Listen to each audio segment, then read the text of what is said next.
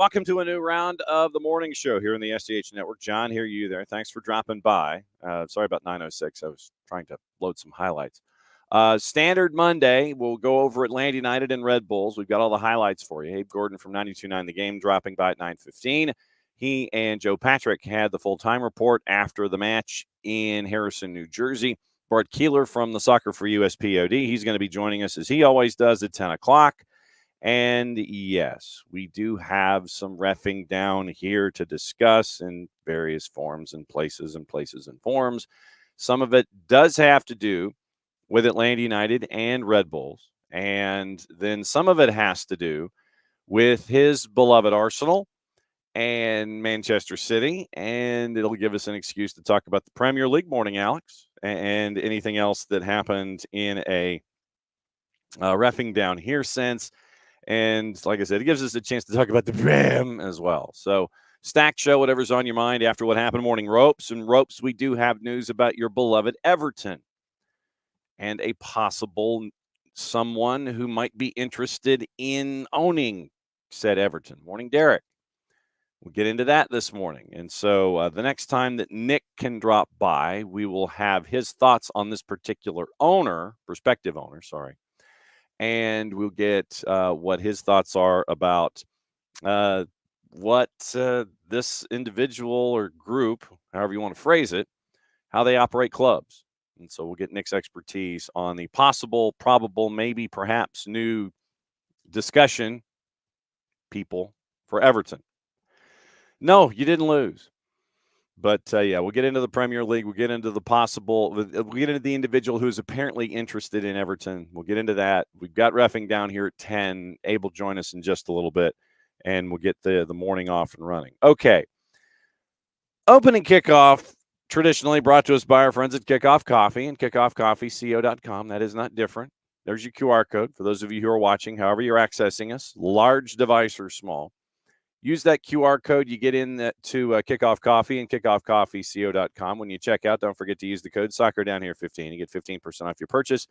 They, in turn, take 10%, reinvest it in youth games, youth initiatives. Very, very cool stuff from our friends at Kickoff Coffee and kickoffcoffeeco.com. All right. So I don't know, and this really would take some either search engines or looking into as to whether or not you may have seen this event or heard about this event on the weekend. But it was an event that we have, attached in the past to folks like Luis Suarez. And if you're hungry, it's an alleged incident at the moment. But here's how it was described on EFL television, on the EFL broadcasts on the weekend. Preston North End and Blackburn. Here's the particular moment as it was caught coming back into a replay situation after a red card and some revenge. A bit like Greenwood, what are you doing? Again, the game has been stopped. The ball has to go back to where the free kick was given. Just completely. Yeah, so basically that was the only snippet that was there. And we play it for you one more time. A bit like Greenwood, what are you doing? Again, the game has been stopped. The ball has to go back to where the free kick was given. Just completely. So literally that was all that was there. And I play that just because that was the only part that was kind of seen. So Preston North End and Blackburn. You have a Preston North End player, Owen Beck, who's got a red card. He's on his way off. So then, Blackburn's Owen Beck is sent off. Preston North End player Militin Osmajic decides, apparently allegedly, to take a bite out of Beck's neck. Beck is leaving. Blackburn Rovers' Owen Beck is leaving the pitch. So Preston North End's Militin Osmajic decides in the scrum of anger to look like he wants to take a chunk out of Owen Beck's neck. Striker's now going to face an FA inquiry, which will likely end in a ban. The Liverpool loanee left with a bite mark on his neck shortly before being sent off against Preston North End Sunday. John Eustace quick to condemn Osmajić's actions. Paul Heckingbottom insisted there's no room for that sort of incident in football, though he hadn't seen the footage at the time. Heckingbottom said, no, I have not seen it or spoken to John or anyone about it. I've just been told when I did the Sky interview, listen, all I can say is there's no place for that. We know he can't do it. Mistime tackles, things like that, a part and parcel of the game. You accept them. Anything that is not, we know that how that's dealt with, but I've not seen anything, so I'm just going off you saying that there has been an incident. So apparently we got a red card, and the look on Abe's face in the green room is tremendous, by the way. So we'll bring in Abe. Yeah, in the EFL Championship, apparently this past weekend, Abe, dude bit another. I'm just confused. I thought Luis Suarez is playing in the MLS, but I guess he's flying across town. And folks might be learning at the altar of our beloved Luis Suarez. So maybe that is where this occurred. He influenced generations, and so now we're dealing as those people age into their professional careers. That's what's happening. Correct. So we had an alleged apparent bite incident in the EFL Championship between Blackburn and Preston North End this weekend. And the video that is out, all you have to do is try and figure out if you can spell the guy's name correctly. Milutin Osmajić, Milutin Osmajic. Or you go Blackburn and bite. Probably is a lot easier. And it's like a 10-second clip, and the folks from Sky didn't quite catch it. They caught it in a replay, and they really couldn't describe it. So literally you see Osmajić coming from behind and trying to take a chunk out of Owen Beck. Go ahead and look it up. Go ahead. Take your time. Go ahead and look it up. I mean, do Blackburn and bite, and you will see it. I mean, it is some scary stuff. The way that Osmajić seemed a little too enthusiastic about diving into Owen Beck from behind. But, apparently, possibly, probably, we have another bite maneuver. And we'll check on it. But, that's just that was wild, man. So that was opening kickoff this morning because, when one player is apparently trying to take a bite out of another, you got to kind of have to show it. So now that I have filibustered to 9:14, 9:15, hi. What is going on, John? We sit here, obviously, coming off the heels of Sunday night football, but also Saturday night football, if you will, with Atlanta United. Yes. I'm just trying to determine which was the worst missed call. Last night, Brian Cook mauls Kyle Pitts in the end zone on 3rd and 1. But on Saturday night, Julian Hall kind of posterizes Pedro Amador. And, both missed calls obviously cost the Atlanta teams their respective results. And it's unfortunate, but we march forward, and neither season is ended. So we'll see how it plays out. We're going to talk about it during Bart Keeler's Reffing Down Here segment. But, it almost – the Julian Hall moment almost did kind of give the Vince Carter, Chris Velp kind of a move from behind, and that's the Google search for today, kids. I know that you and Joe discussed it in the full-time report, but, once again, Atlanta United goes down 1-0.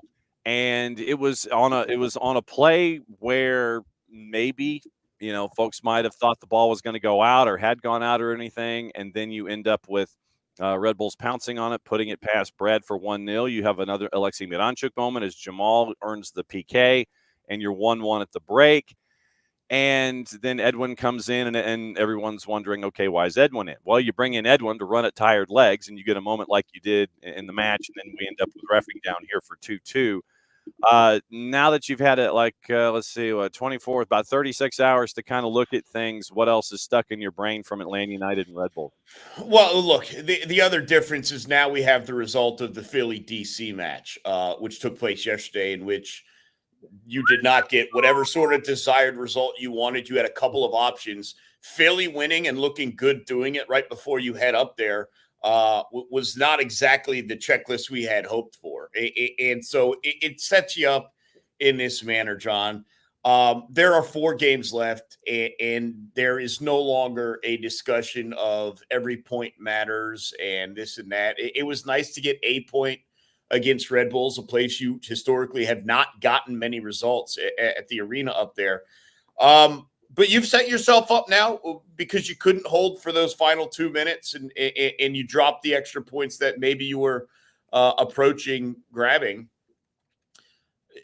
There's no way to walk around it. You're not going to make the playoffs if you don't pick up 3 points against Philly, and you're not going to make the playoffs if you don't pick up 3 points against Montreal.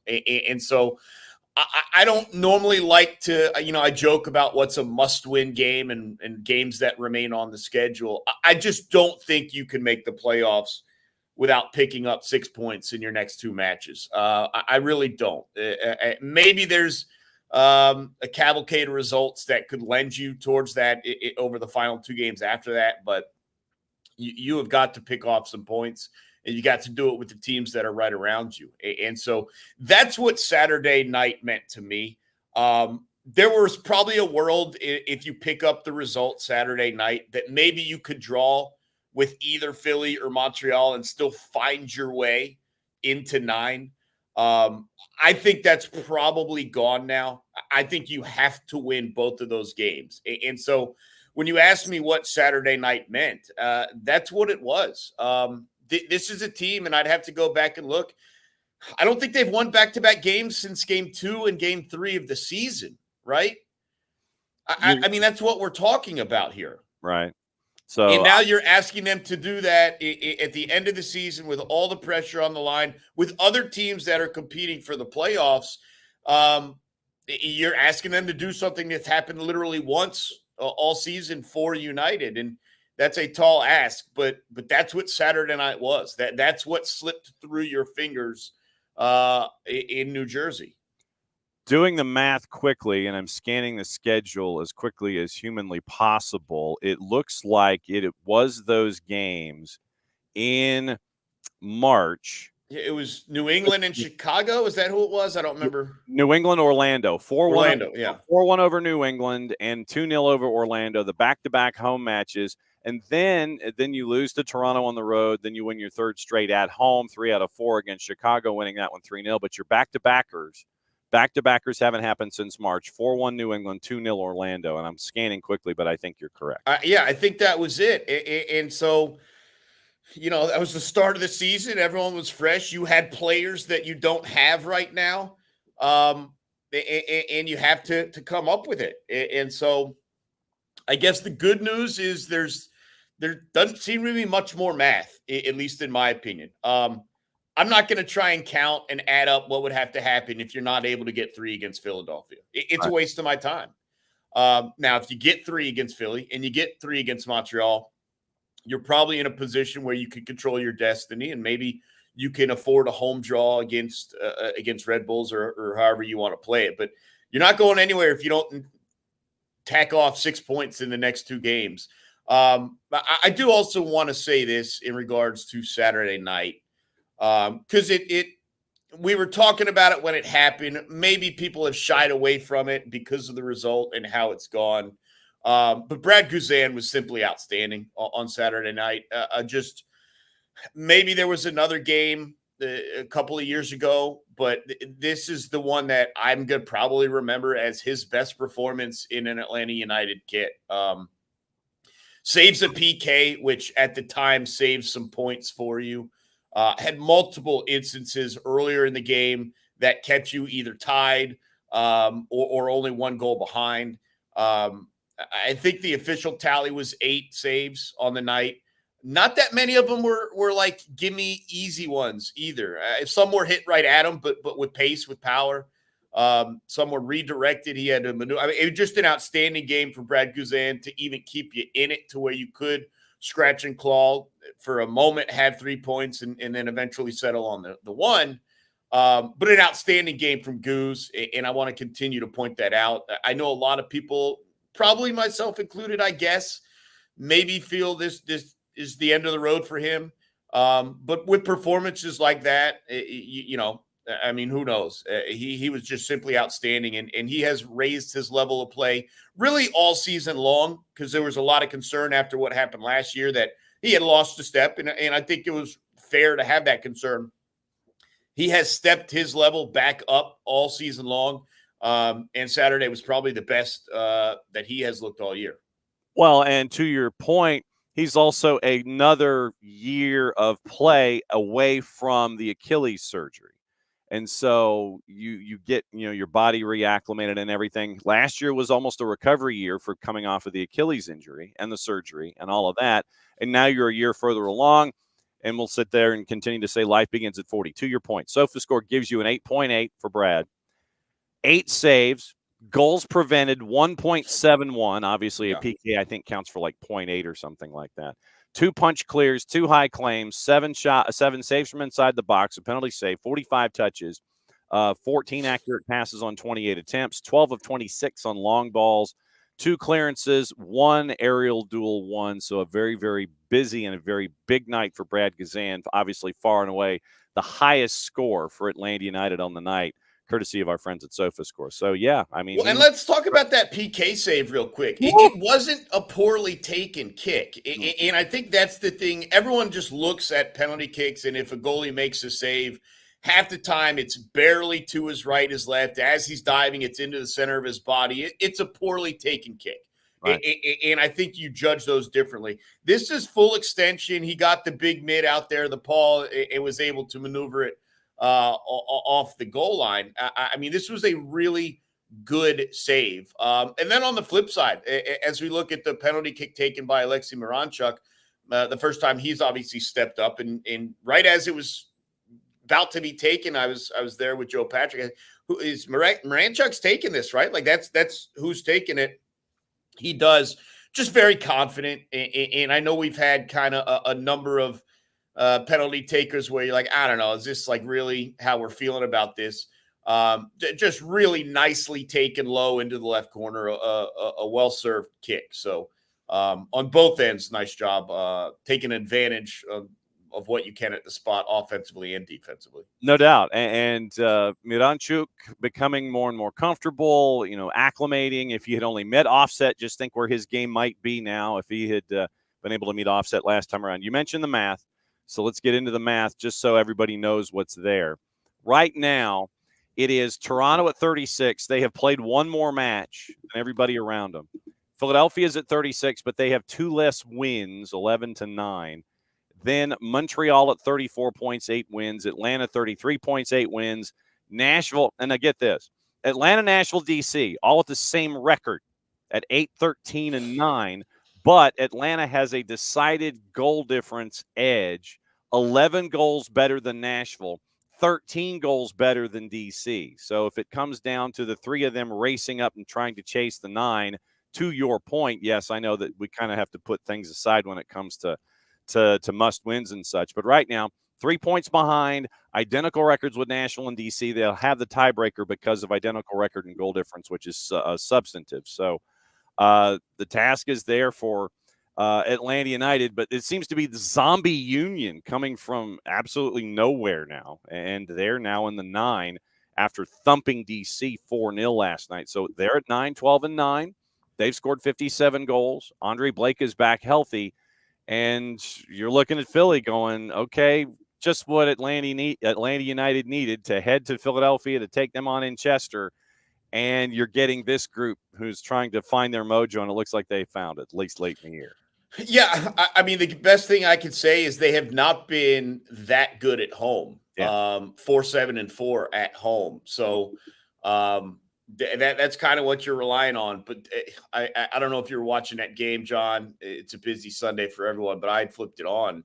I mean, it was 2-0, 15 minutes in. They got 2 more later down the match, and they were just absolutely dominant over. And again, at this point in the season, this was a DC team that was in position, the same position Philly's in. Like if they won last night, they're taking a huge jump. They're probably in the playoff position themselves, and everything was out there for them. And now it's obviously going to be incredibly tough for DC to make it. But this was a DC team that had every reason to compete. They were motivated, and it just didn't matter. Philly was absolutely dominant on both ends of the field. And so now you're walking into a team that's got some confidence. They got some momentum. You mentioned they got their goalie back, and now they've got themselves into a playoff position. And unlike Atlanta, they are probably in a spot where a draw can serve them well here. They would obviously like the 3 points at home. Everyone would. And there's still teams right around them that they have to be a little bit concerned about. But, I mean, if they can get a draw, the only team that can jump them right now is Montreal. Everyone else is going to be behind them. So it'll be interesting to see their mindset, how they are going to come out and play on Saturday as well. But it's now time for Atlanta to get a little careless, to get a little reckless. And when I say that, I don't mean that you push everyone forward in the 4th minute of this game here, right? Like you obviously have plenty of time to play with a little bit more abandon throughout the course. But there are going to be times in the second half where you probably have to get uncomfortable and push for goals. And you never know how the first half plays out. But if it is tied or if you do trail, there is no confusion about what needs to happen here. I think a draw or a loss probably is going to be the end of your season with 3 games still left to play. I think mathematically, and maybe you get some help. Maybe Toronto falters again. Maybe Montreal falters again. There are still ways to do it, I guess. But yeah, I do think you have to get a little careless, and you do have to come out and think 3 points or no points. Yeah. Like there's almost zero value right now to a draw, and I'd almost rather see them get dangerous and end up conceding or losing than I would, play safe, take a point on the road and come home and see what happens. Like that can't happen. Like it's just, you're not at that point anymore. So that could make for a potentially interesting matchup. Again, it depends on Philly and their mindset if they're playing it safe. They are looking you know what Philly's going to do. Philly's going to sit there and go, well, let's say, okay, when do we start our ish housing? Oh, yeah. Here's the thing. Here's the thing that I'm hoping about Philly is they're probably feeling as good now as they have at any point in the season. True. They just came off of a game in which it's a similar situation for DC, as we mentioned. DC knew what they had to go and do. And Philly looked outstanding. They were connecting on all levels. Their finishing in the box, their patience in the box, created easy goals. And so maybe they're feeling themselves a little bit. Maybe there's a little bit of overconfidence of an Atlanta United team that has really struggled on the road this season, and obviously hasn't been able to get a win in a couple of feels like. I mean, that Charlotte win at the end of August was the last win. They've got a loss and 2 draws since. So maybe Philly's feeling themselves a little bit. Maybe you can jump on them early, which I know that's a crazy thing to say for Atlanta United, getting off to a good start and jumping on someone early. But maybe it happens. We've seen it before. So I'll stay in that mindset until proven otherwise, I guess. But yeah, it's going to be a game where they have to get a little bit uncomfortable as a unit. And if that's what requiring 3 points, gets out of you, then so be it. But you just can't sit there and take a draw again. It does almost nothing for you in the standings at this point. All right. So what's your week looking like over there at 92.9 The Game? Yeah, we're just gearing up. Obviously, it's coming down to it now, and it's essentially like win or go home. I mean, both quite literally, because the next game would be a home game against Montreal. Yes, so yes. Like it is kind of a win or go home situation. But I just don't think we can undersell the importance of the 3 points, and so. We're going to be talking about that on Saturday night, starting at 6:30 with the Five Stripes Countdown. Myself and Garrett Chapman will be back in the co-host chair this week. We're going to be ready to roll, and we'll talk about Atlanta, but we're going to talk about the significance of this game. And I always like the air of desperation a little bit. Okay. No, I don't want to be too desperate, right? No, you don't want to be too desperate. You don't want to be Chicago all the way down there, plus everyone has a game or 2 games in hand on you, or and stuff like that. But there's some air of desperation, which sometimes can bring out the best, and that's what we're going to be hoping for on Saturday night. We'll get the coverage kicked off there at 6:30 with everyone. Well, looking forward to it, my friend. As always, great to catch up with you on Mondays and find out what's going on in your brain after a very, very busy weekend. At Abe Gordon, at 929 The Game. Be safe, my friend. We'll catch up with you next time. Appreciate it, John. Have a good one. All right, there goes Abe. Abe's going to go get properly hydrated, probably going to run like 9 miles and wonder why we're talking about bites with players first thing in the morning. Well, it's a beautiful thing about opening kickoff is it can go anywhere. Speaking of opening kickoff, once again, that whole thing was opening kickoff. Why not? What the hell? It's opening kickoff brought to us by our friends at Kickoff Coffee, kickoffcoffeeco.com. That's your QR code for those of you who are watching. However you're accessing us this morning, whether it is on the 280-character app on the YouTubes or it is on the Twitch, don't forget to use the code Soccer Down Here 15 when you check out. You get 15% off your purchase. They, in turn, take 10%, reinvest it. Youth games, youth initiatives, very, very cool stuff from our friends at Kickoff Coffee and kickoffcoffeeco.com. All right, so that's one QR code. Here's the other QR code from our friends at Alliance Nurse Corps. If you are looking for a career in nursing for the first time, or if you are looking to take your next step in a nursing career, catch up with our friends at Alliance Nurse Corps. You hit that QR code, and that takes you into Alliance Nurse Corps and how they can help you in your nursing environs and career. Hit that QR code, and then they're going to ask you, well, how'd you hear about Alliance Nurse Corps? You sit there and you go, well, SDH, yo. Well, the full version, Soccer Down Here. I don't know if SDH yo would actually apply, but anyway, that's your QR code for our friends at Alliance Nurse Corps. Over 30 years of experience helping you find your career in nursing or helping you find your next step in your career at nursing. Alliance Nurse Corps, proud sponsors of everything SDH. All right, let's go through the goals before we go through the breaking news overseas. And like for Ropes and for Tom, it is huzzahs and hurrahs and the popping of the champagne, at least for now, until it becomes officially official and you pass standards and practices tests and things like that. But we'll get into that in just a sec. All right, here's your goals and your moments and your moments and your goals. All right, so let's start things off early on. And it ended up being 1-0 in the match. And here was how it happened with a play along the end line.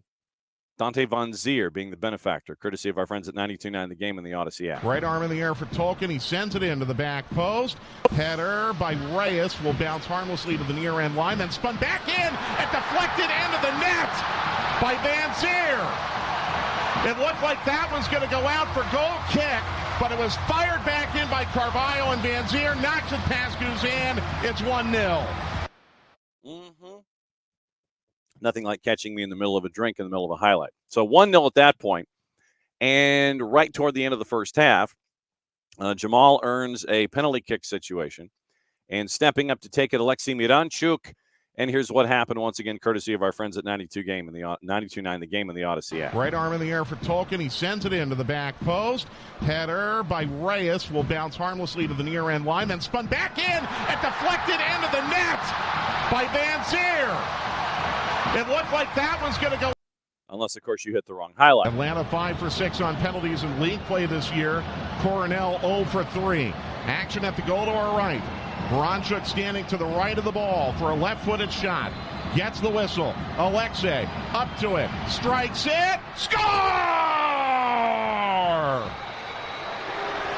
Atlanta United has equalized out of nowhere right at the end of the first half. So second time you hit the right highlight, and it's 1-1 at the break. Okay. So it is 1-1, and then Rob Valentino makes a late substitution, bringing in Edwin Mosqueda. And Jared has mentioned this in the past, and we've talked about it, how we here on the morning show, and those of us at SDH, enjoy the prospect of going up against tired legs with a guy like Edwin Mosqueda. And Edwin Mosqueda comes in on the north end of 90 minutes, and you're going, okay, this should be intriguing. Edwin runs like hell, just slams it into fifth gear for however many minutes were on the board, and it turned out to be 9, by the way. So Edwin comes in, slams it into fifth gear, and you end up with a moment like this. Take the ownership of that moment. And here is Mosquera, the fresh-legged Colombian. Mosquera!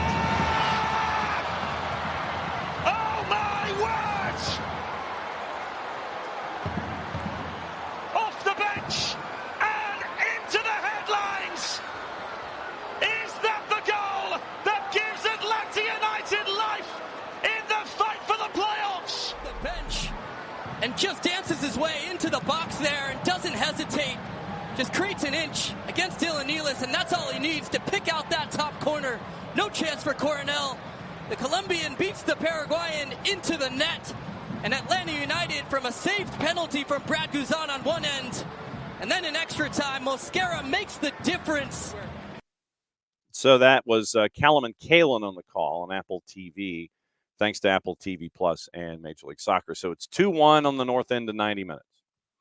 And about 20 minutes or 25 minutes or so, once we get past the top of the hour, we are going to talk about this play more in depth. And this is once again Callum and Kalen on the call on 92.9 The Game. On Apple TV Plus and Major League Soccer. So this is Callum and Kalen's version of the call late that equalized things at 2-2. This is their perspective on it, and this is the edited short version that appeared on social media. So this is Callum and Kalen's call on Apple TV Plus that ended up with your eventual equalizer at 2-2. Here's how they broke it down. He was disappointed they didn't take all 3 points against Inter Miami and wanted them to get greedy and haven't settled for anything. In this one, he's continued to change the team. He missed the target, back across goal. Williams not clearing it. Manuel has salvaged an equalising goal. We are level with just under 3 minutes to play.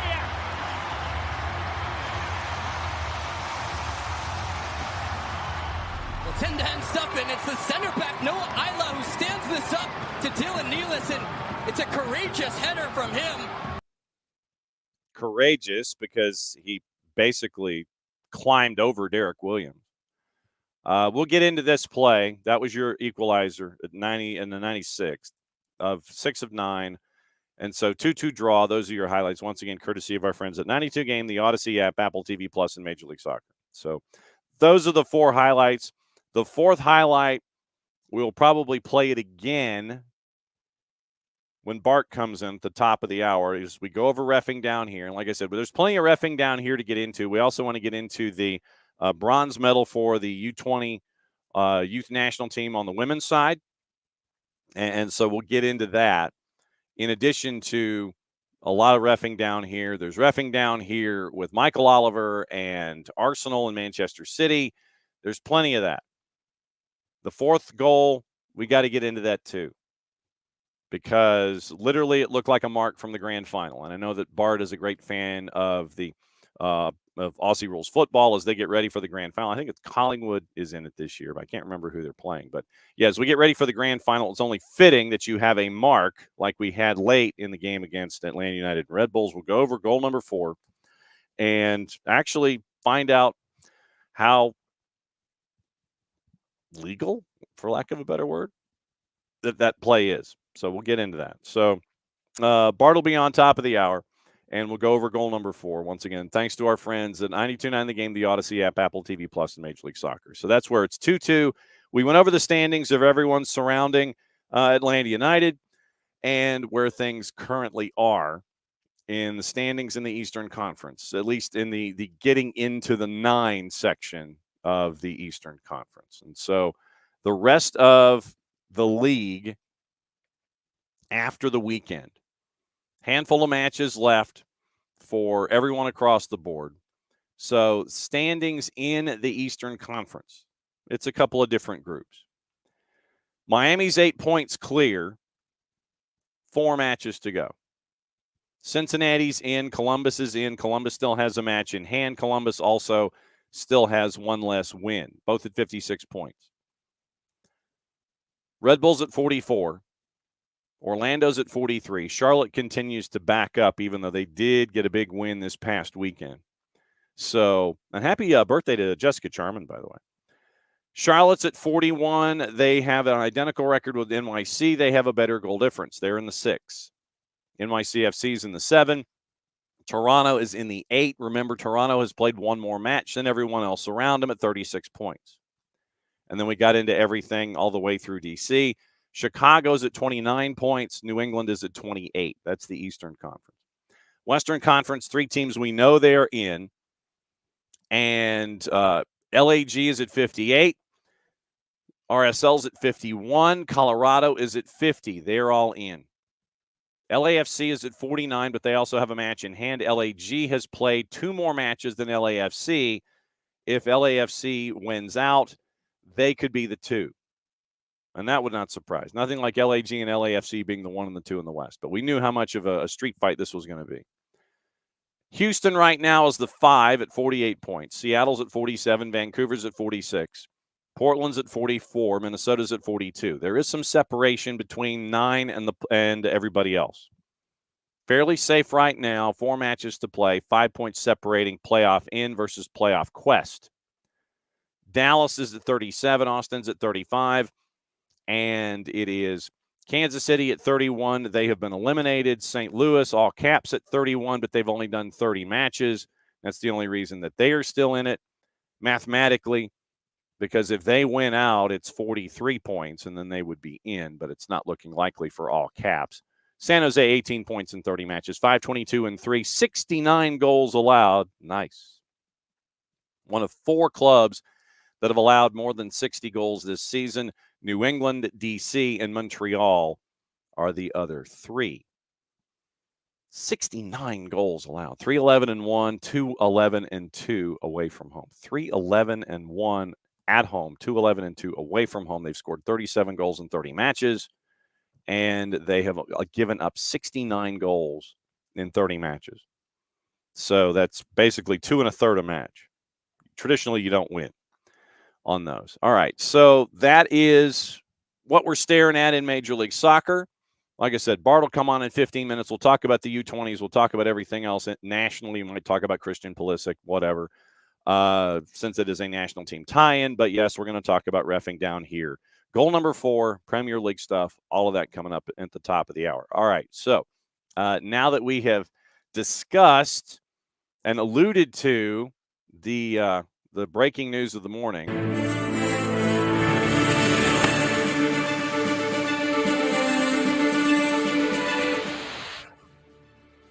And it's news for our resident Evertonian fans. That's Ropes and Tom and everybody else, according to Ben Jacobs et al. That's and others for you and me. Friedkin Group are back in advanced talks to buy Farhad Mashiri's 94% stake in Everton. Sources say a deal is getting close, but the Friedkin Group is progressing discreetly and cautiously, knowing the Everton fan base have seen false dawns in the past.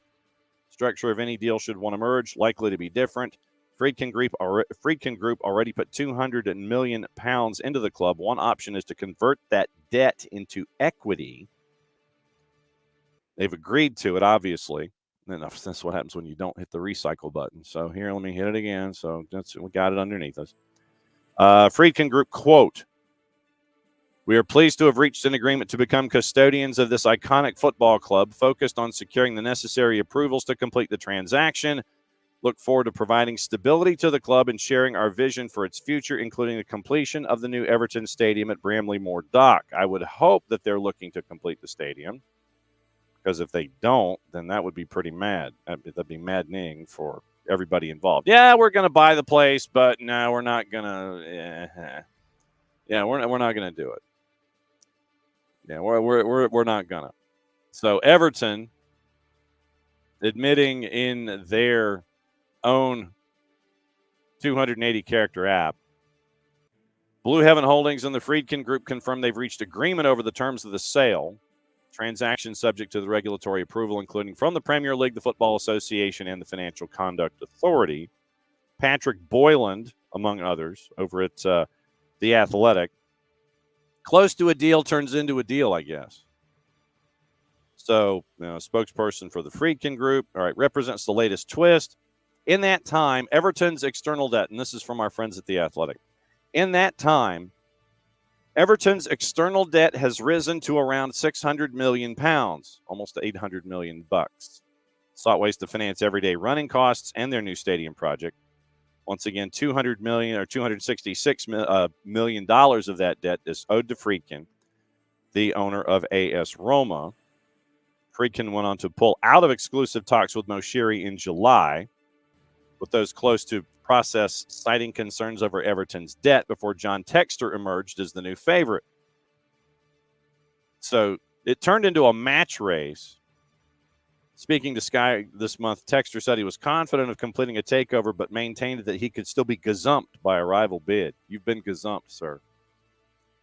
As a major lender to the club, Friedkin insisted on their £200 million loan being repaid in full before another takeover could be completed, leaving them close to events as they played out. TGG also walked away from talks initially prior to acquiring Roma 4 years ago. Well, it's TFG. It's a misspelling in The Athletic. And you'll remember Roma. And like I said, this is where we want to bring Nick into the conversation when Nick is available to get into the conversation somewhat in depth to let everybody know about the Friedkin Group and their relationship as owners at Roma. Because remember, fans protested after Daniela De Rossi was sacked after 4 games in the new campaign. And this, like I said, when Nick comes in for the next time, I want Nick to add context to the Friedkin Group and Roma and have everybody understand where the Friedkin Group is coming from. So the Friedkin Group, this season, they own Roma. 4 matches in, I think they only had 1 point. They've sacked De Rossi. That was not something that the fans took too kindly to. Chief Executive Lena Suluku stepped down from her role on Sunday. She demanded increased protection because of how mad the fans were. So the situation at Roma, to say it's going in the toilet is being offensive probably to toilets. And so now for the Friedkin Group, with the situation going on at Roma, they're now going to buy Everton, or the 94.1% stake from Farhad Moshiri. So they've got crap going on. They've got ish going on. It's not crap. They've got ish going on at Roma. They freaked out. They fired their manager.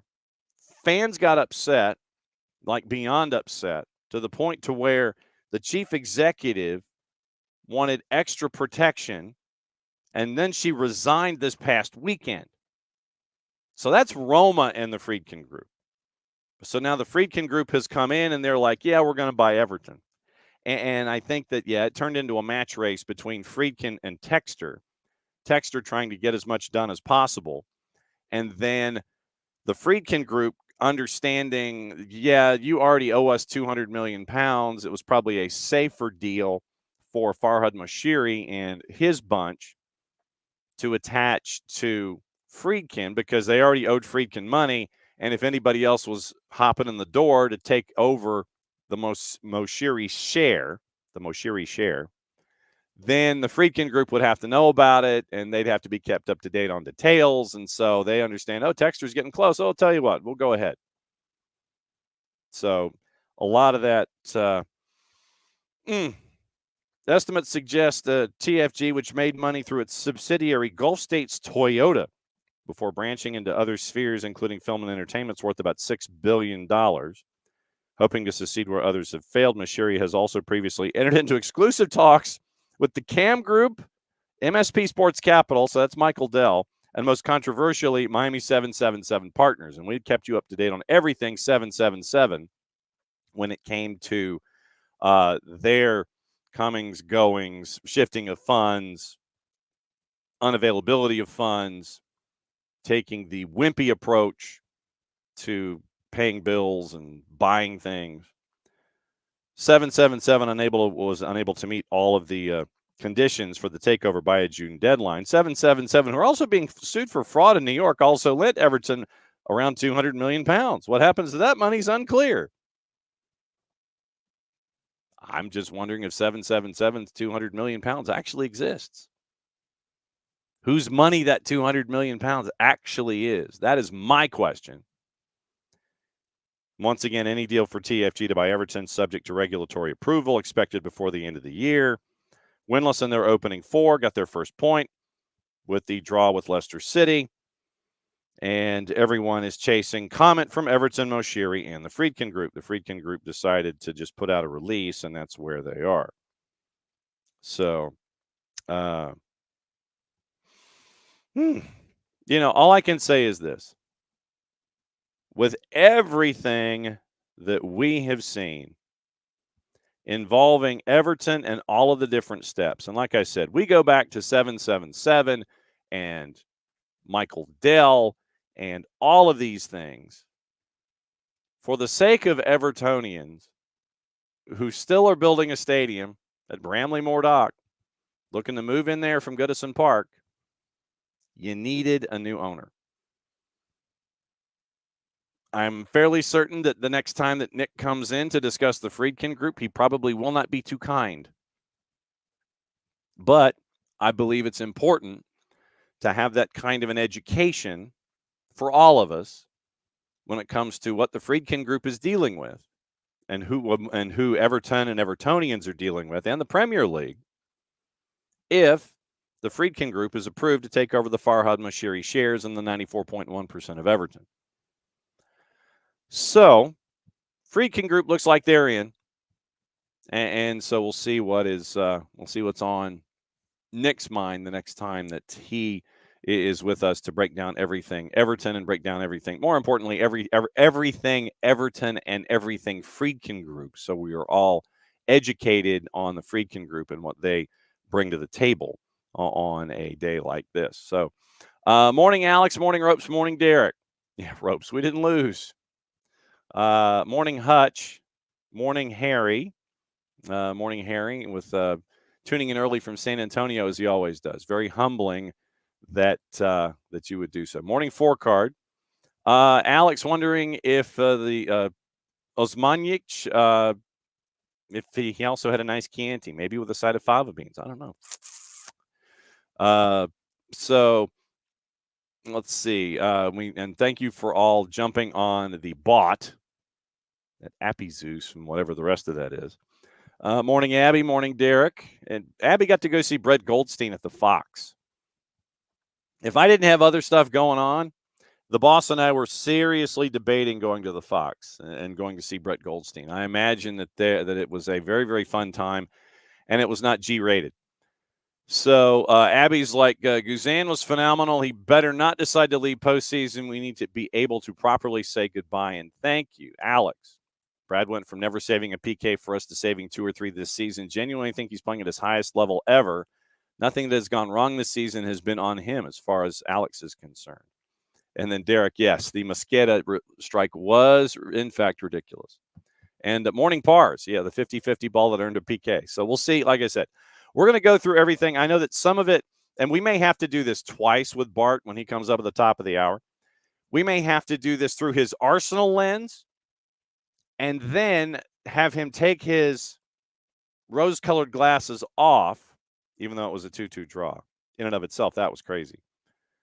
But have him do it with his rose-colored glasses on and then with his rose-colored glasses off. We may have to have him do it 2 ways this morning when it comes to everything, all of that. So that will be very, very interesting when Bart comes in. And once again, Soccer for US POD at Bartham's Prime 19 comes on in about 5 minutes to break down everything that is reffing down here and the U.S. national team. I want to discuss the youth bronze medal at the U20 Women's World Cup. So I want to discuss that. I want to break into that too and see what it's like. But once again, remember, 2 Georgians on that roster that got a bronze medal for the women's side at the U20. So very, very cool stuff there as well when it came to the events of the weekend. Kansas City and Gotham clinched playoff spots. I know that's a real surprise in the NWSL. Pulisic extends his scoring streak. AC Milan got a 2-1 win in their derby. So Gabia with a header gets the win. And here's something for you. And we'll have Kaylor Hodges on, by the way. Yeah, we'll go over the week that will be here because this is an important point. Nick Marcanic now has the USL Championship scoring record. He's being transferred by Charleston Battery once the season is over. But he scored his 27th goal over the weekend in the win over Tampa Bay. Tied the Charleston single-season record for goals scored, matching Paul Conway's 27 back in 2001 when the Battery played in USL Division I. MD Myers got his 3rd goal for the Battery, give him 13. Marcanic and Myers have now scored 40 to set a USL Championship record for most goals in a single season by an attacking duo. And so keep an eye on Marcanic and keep an eye on the Charleston Battery. Once again, Kaylor Hodges in the USL show joining us at 9:30 tomorrow morning. It is Kaylor tomorrow. It is Tyler at 9:15 on Wednesday. Hopefully we can catch up with the busiest man in the Northeast, Dylan Butler, at 10, and one of the busiest analysts out there in college and in the USL Super League, Marion Crowder. We'll see if we can track her down at 10:30 on Wednesday. Thursday, once again, we'll catch you up on everything going on in hour number 1, and then it's the Power Hour with Nino and Nico at 10 and 10:30. Then Friday, it's the weekend whip around, patent pending, trademark coming sooner, hopefully, rather than later, as Atlanta United gets ready for their trip to Chester, and the Twos get ready for a double match week because the Twos play Inter Miami CF2 on Tuesday night. 7 o'clock here on the network, pregame show. 7:30 is your kick. 7:33 is your kick. Atlanta United 2 and Inter Miami CF2. Jason will have the call on that one. Matt, you'll be there as well. Cast of Thousands. It's the last home match of the season. Eliminated on the weekend by going into penalties against Crown Legacy, not winning in regulation. And so Atlanta United 2 got a point at Matthews in their matchup against Crown Legacy this past weekend. Goalless draw after 90, played fantastically. And once again, Jaden Hibbert, 12 saves on the night. Keep an eye on Jaden Hibbert the next year or so, involving Atlanta United in the goalkeeper situation. 12 saves for Jaden Hibbert. Goalless after 90 minutes. Atlanta needed to win out with their matches, starting with that one at Crown Legacy. Obviously, not getting the win and losing in PKs. So Crown Legacy gets 2 points on the night. Atlanta United gets 1 point on the night. We're catching up with Steve Cook today for the pregame show for tomorrow. But Atlanta United eliminated from postseason contention. So if you're in the area tomorrow night, last home match of the year in MLS Next Pro for Atlanta United 2, go watch Atlanta United 2. They're taking on Inter Miami CF2. That is, once again, 7 o'clock pregame on the network, 7:33 kick across the MLS Next Pro networks. And that is, once again, the last home match. Go see him. Go see the next wave of talent coming through for Atlanta United. Go catch them for the last time at home this season, unless you're going to Chester and you're going to go catch up with Rich on the weekend. Because you have the first team playing on Saturday night. You have the second team playing on Sunday afternoon at 3. And that'll be on the network as well. 2:30 pregame, 3 o'clock, 3:03 kick for Atlanta United 2, Philadelphia Union 2 for the regular season finale. So 2 matches, 1 on Tuesday, 1 on Sunday, 2 in a week, 2 in 1, 2, 3, 4. So what is it? 6 days. 2 matches, 6 days to finish up the season. Last home match coming up on Tuesday. Then Sunday afternoon in Chester, Atlanta United 2 wraps up their MLS Next Pro season in 2024 against Philadelphia Union 2. And it's a big one for Philadelphia Union 2 as well. I almost said Philadelphia Union 2 too. Philadelphia Union 2 as well because of playoff positioning in the Eastern Conference. So it'll be great to catch up with Steve Cook coming up at 11:30 on our side. And you'll hear from Steve Cook in the pregame show on the network at soccerdownhere.mixler.com. As tomorrow at the Fraction, for the last time in 2024, Atlanta United 2 is hosting a match, and it's Inter Miami CF. It's Messi and Friends 2 coming to the Fraction tomorrow night. Abby says she's got an extra ticket if anybody wants to join. So Abby has an extra ticket to the Twos. You want to go? You get to go see Abby. You get to go see the Twos. Connect with Abby. Go see the Twos. Connect with Abby and connect with Abby. So there you go. Very, very cool stuff there. So that's the week. Excuse me. Went down the wrong way. Hopefully get to catch up with our friends from Beyond Goals Mentoring as well on Friday, and it would be Michael Parkhurst's turn unless both he and Greg Garza are traveling the planet and helping out anyone and everyone that needs mentoring and just needs to talk soccer. So hang on just a second. Went down the wrong way. That's never good. So, and also in championships, once again, lack of patience at Cardiff. And Cardiff's rough start has meant that manager Aaron Ballou has been sacked as well. So Cardiff at the bottom of the standings. So people are freaking out, sacking left and right. And that's here where we are. All right, 10 o'clock or 10:01. I've babbled incessantly enough. And so now it is time to bring in Bart Keeler. And so we're going to bring Bart in. And Bart, oh boy. We got plenty of reffing down here to get into. But before you, oh, look at you with the Lenore Rhine gear this morning. Yeah. Busting out the Lenore Rhine gear. Nicely done. How did they do this weekend? Do you know, by the way, off the top of your head? Well, a lot of our athletic teams won this weekend, so very good. Well, there you go. As always, and 5-0 for the women's soccer team over Emory and Henry, so that was a good one. Well, I mean, it looks like Emory and Henry were just playing with only 2. So yeah, well, yeah, Bill and Mary, Emory and Henry, they're always playing shorthanded. All right, so reffing down here, we do know that there's plenty to talk about. Right. But what I wanted to do was start by discussing what happened with the U20s on the women's side. Yeah. Getting the bronze medal in Colombia and doing it on a 119th minute winner to get the bronze in an international tournament. So huzzas and serpentina to the youth national team and the U20 side.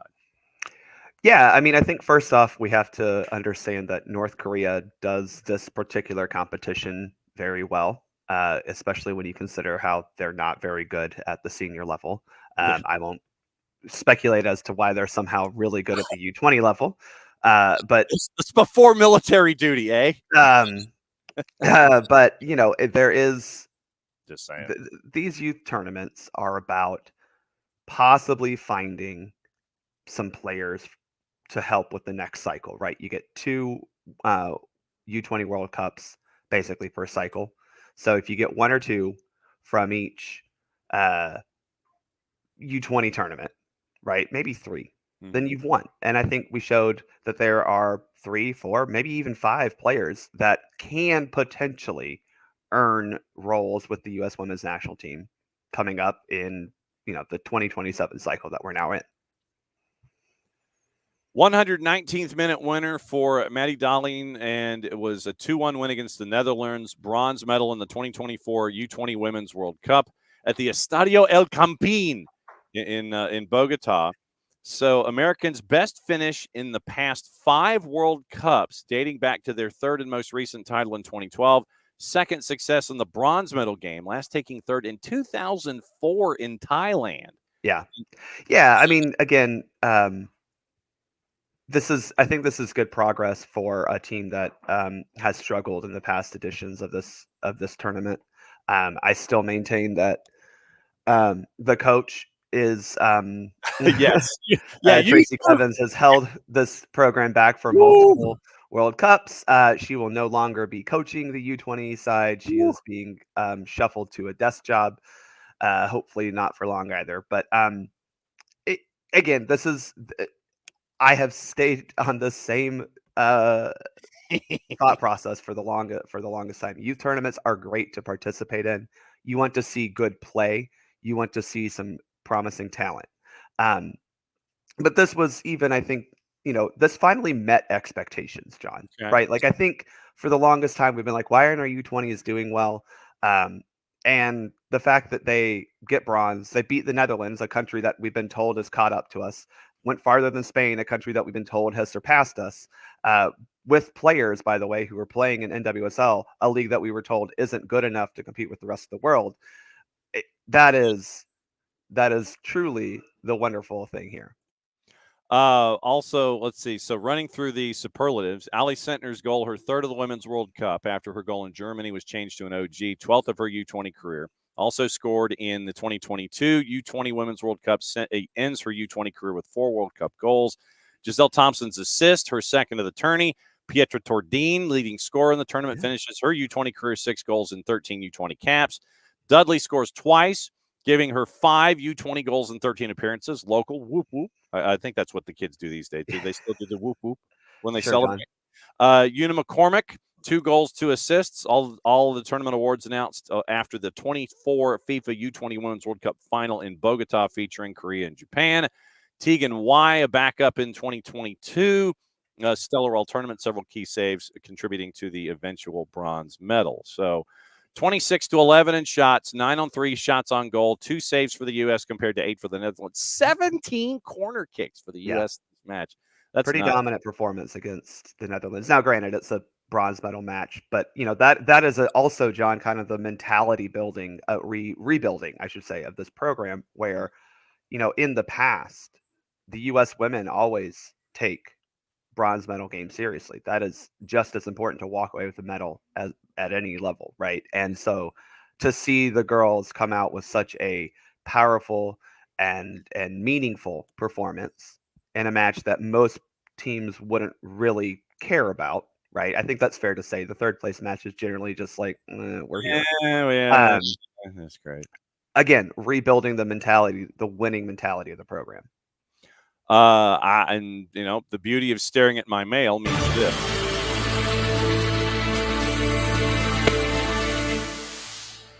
We actually have even more breaking news, and it's a venue announcement. U.S. Soccer selects St. Louis to host critical CONCACAF Nations League quarterfinals November 18. So U.S. Soccer has selected St. Louis Mo. Well, that actually is I think that's a good location. St. Louis, has proven to be a pretty well-supported MLS team. Too small of it. And it makes sense to go from St. Louis to probably a Central American country looking like Costa Rica, Honduras, Guatemala, maybe Jamaica. Maybe. Kickoff for City Park, set for 8 o'clock on November 18. Match broadcast on every network imaginable. I think the problem is I have to fly in and out of St. Louis International, which is by far one of the worst experiences. And Lambert has not improved, huh? They spent all the money on the other side of the state for that airport approval.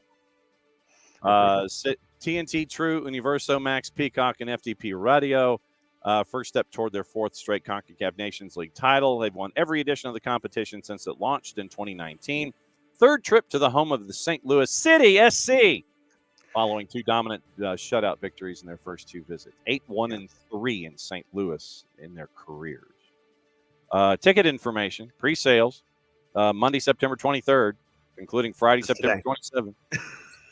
So, Coach's Circle, President's Circle. So, get your tickets, become an insider, get more. There you go. Visa pre-sale. So, it is a Visa pre-sale. I don't know if you have to show that to wander in the door. Hi, here's my Visa. And so, there you go. You get into the pre-sale. So, there you go. So, it's heading to St. Louis for the week before Thanksgiving to find out what's going on. That is right after the. Let me look at my schedule real quick. Yeah, that's the Monday after Georgia hosts Tennessee. Okay. Okay. So you see now you got to get your money squared away. No, you got to figure out which one you're going to if you're a Tennessee, UGA, or U.S. Soccer fan. Well, or you could just whip out you could whip out your Visa card and sit there and go, this is going to be I'm sure that's why they want you to use it. A plastic vacation. Exactly. Okay, so I'm going to tell you. Why don't we build to it? All right. So, what do you want to handle first? Do you want to handle? I want to handle. We'll get into Atlanta United. Let's do that one first. All right, we're gonna do that one first. Okay. Yeah. So here's what we do. We're gonna replay, and like I said, this is the network version. This is the network call of Callum and Kalen for goal number 4. Callum and Kalen. I know. Callum and Kalen. And so this is Callum Williams and Kalen Carr. This is their call from Apple TV Plus and MLS Soccer. Goal number 4 from the match this weekend. And I know that you already had some interaction with folks on social media about this particular play. So here we go. Provided I don't know. Maybe if I turn the damn volume up, people would hear the thing. Good Lord, you're sitting there, you turn the music down, and all of a sudden it's down, and then you turn the music back up, and then nothing's there. So anyway, now that I've got the volume back up, let's try it again. Once again, courtesy of our friends at Apple TV Plus and Major League Soccer. Get greedy and haven't settled for anything in this one. He's continued to change the team. He missed the target, back across goal. Williams not doing it. Manuel has salvaged an equalising goal. We are level with just under 3 minutes to play.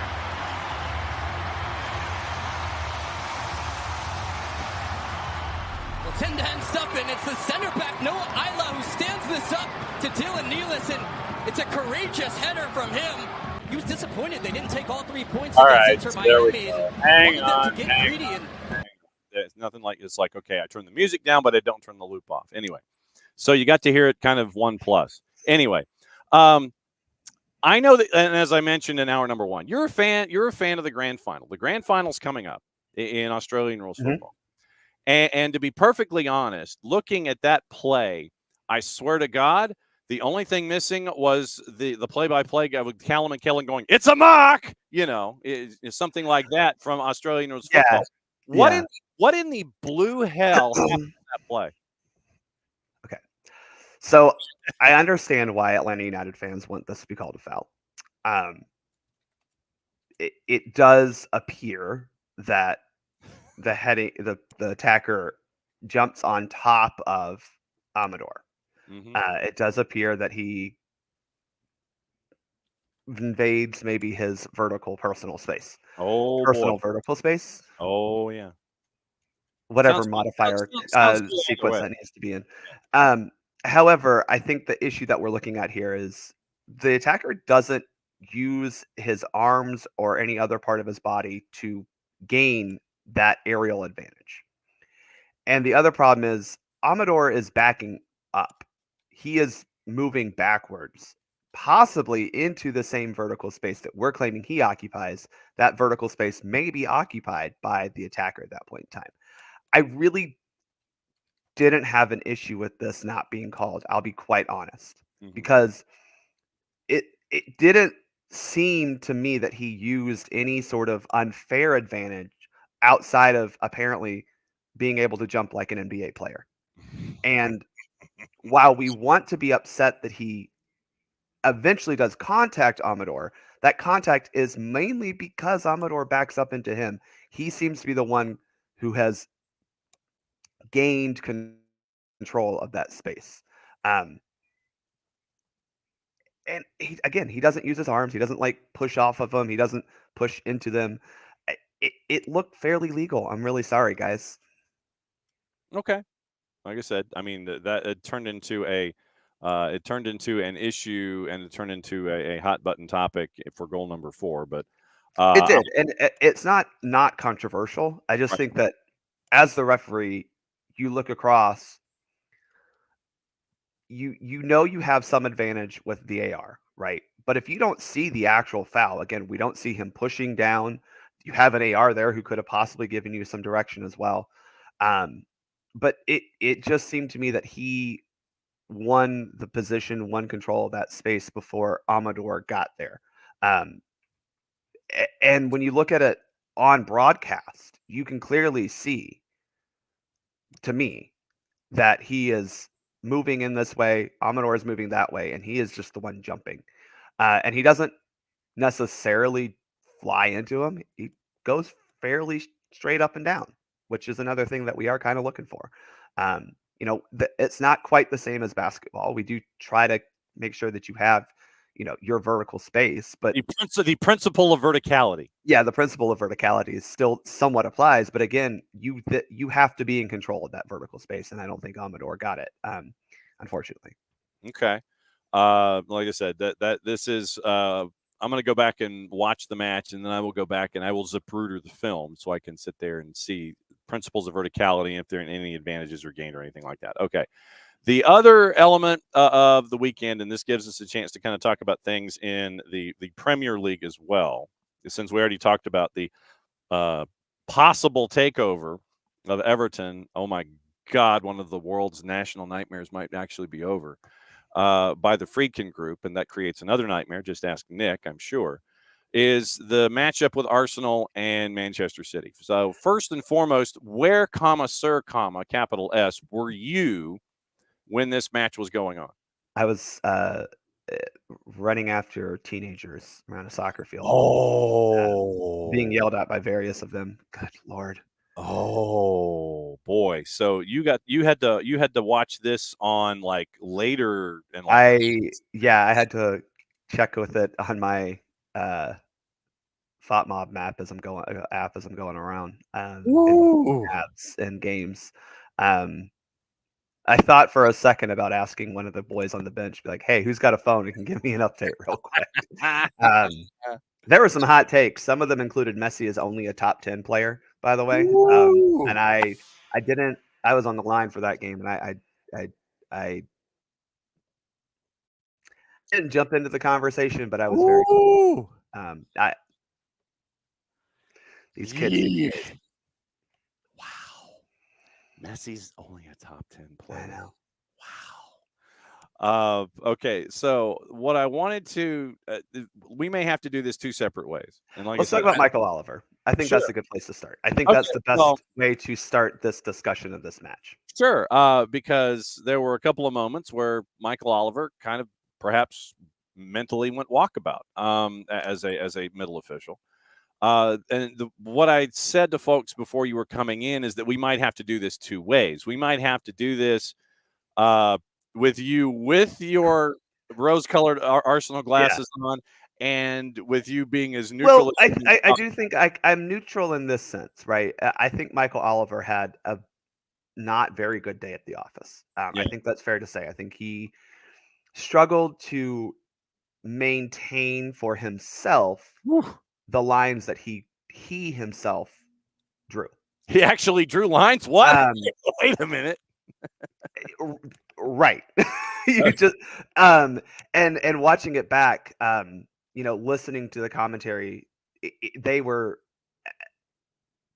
and you can tell this is coming from, I think it was is it Graham or Lee who was doing it, but coming from a former professional player, it was frustrating for them to watch a referee not be able to keep consistency, but not just consistency in like, not just calling fouls or not, because I think he did an okay enough job of like trying to keep fouls at a level, right? Yeah. He let some physicality go. But the problem is some of his decisions about how he managed the game, who he talked to, what yellow cards were and weren't given were problematic. And again, I think part of his issue was just as Ropes puts out in the comments, it was a little bit main character syndrome. He felt he had to be the one to control the match, and that is his job, but he didn't do a good enough job of controlling himself within the match. And that happens sometimes. I will be the first to say I had this issue on my third game. Now, granted, I'm doing 3 games. Michael Oliver gets 1 and gets paid a hell of a lot more money than I do. But I had this issue with my third game on Sunday where I was tired. It was 97,000 degrees, and kids and parents are going around yapping the whole time, and I'm just like, y'all need to stop. And so I gave a lot of yellow cards for dissent. It felt good.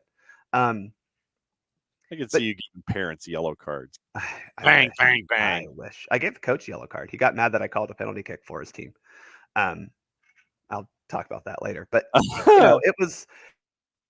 it was a problem with him not controlling himself. I think that was really what it was. He was unable to keep himself at an even He didn't control himself.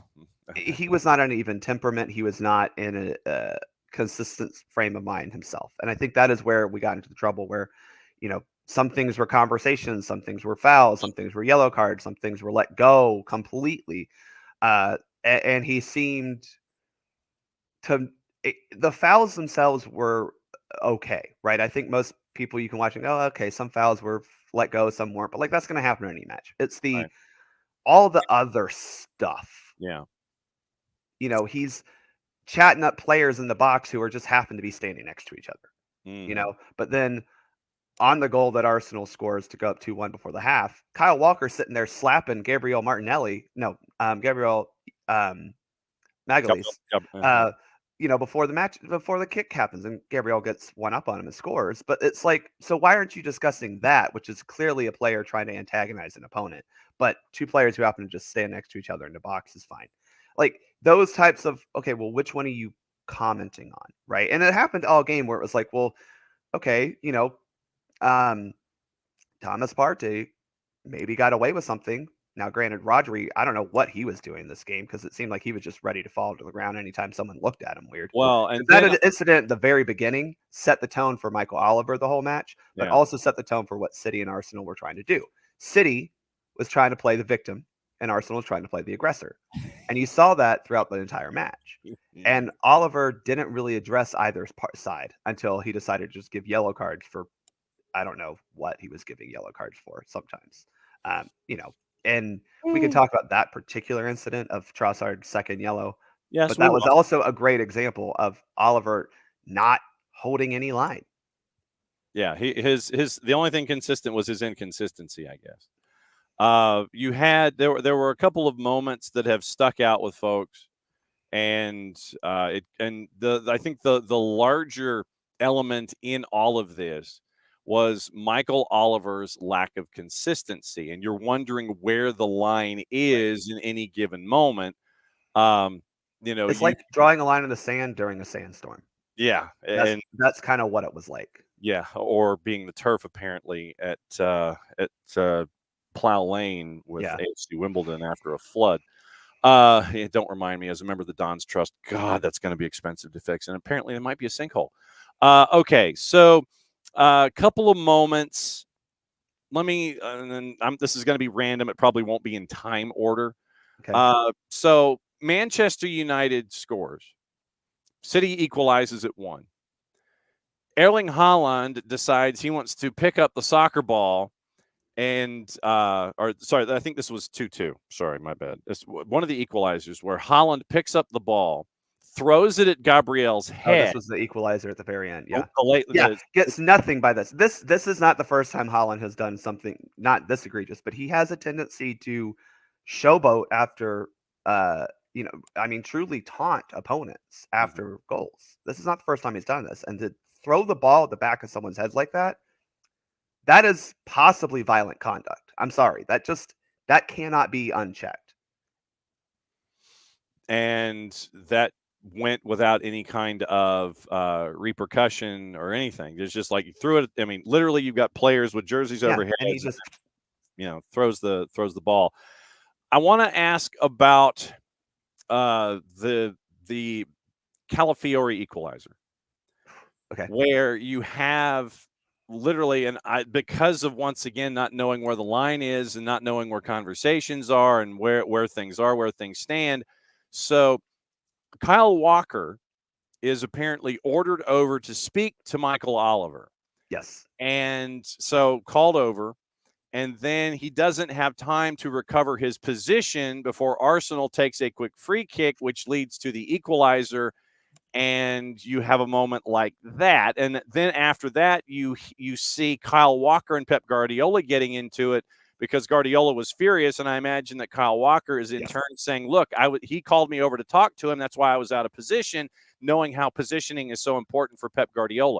Mm-hmm. When you have a player that you call over, or any of your friends and any of your officiating crew types, when you call a player over after a whistle in a free kick situation, what is your allowance for after the conversation is over? When does that moment happen for you and your cohorts? And then what's the spacing there to allow play to reset? Well, I don't know if there's a cut and dry answer. Right. There does need to be there should be a whistle for the restart, or at least some indication of we're playing, right? You do need to give that when you stop the match. There was one. I don't think there was either. And I did physically see Michael Oliver do the arm play on, like, come play, but right. like he went up and back. Yeah. But it wasn't an immediate, okay, we're done talking, keep playing.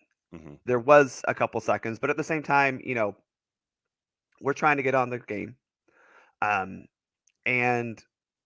I think the issue here was because Kyle Walker was out of position from where he normally would have been defending. Mm-hmm. But we can't penalize the team that got the free kick because we need to we can't just wait for players to get back into position every single time. Right. And that's the other kind of the tightrope that we're walking here is, well, what is a fair amount of time to get back? But also, you committed the foul, right?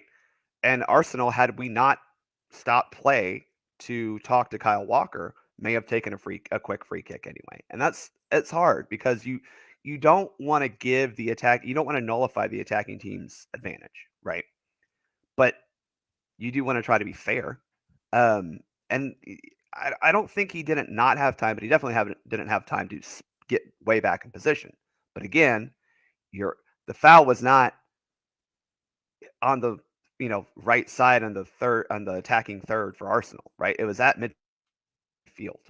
Yeah. So to me, I'm going, well, Kyle Walker was already out of position. So again, it's not fair for Arsenal to let Manchester City get set in a defensive formation after they've been given a free kick type of thing. Okay.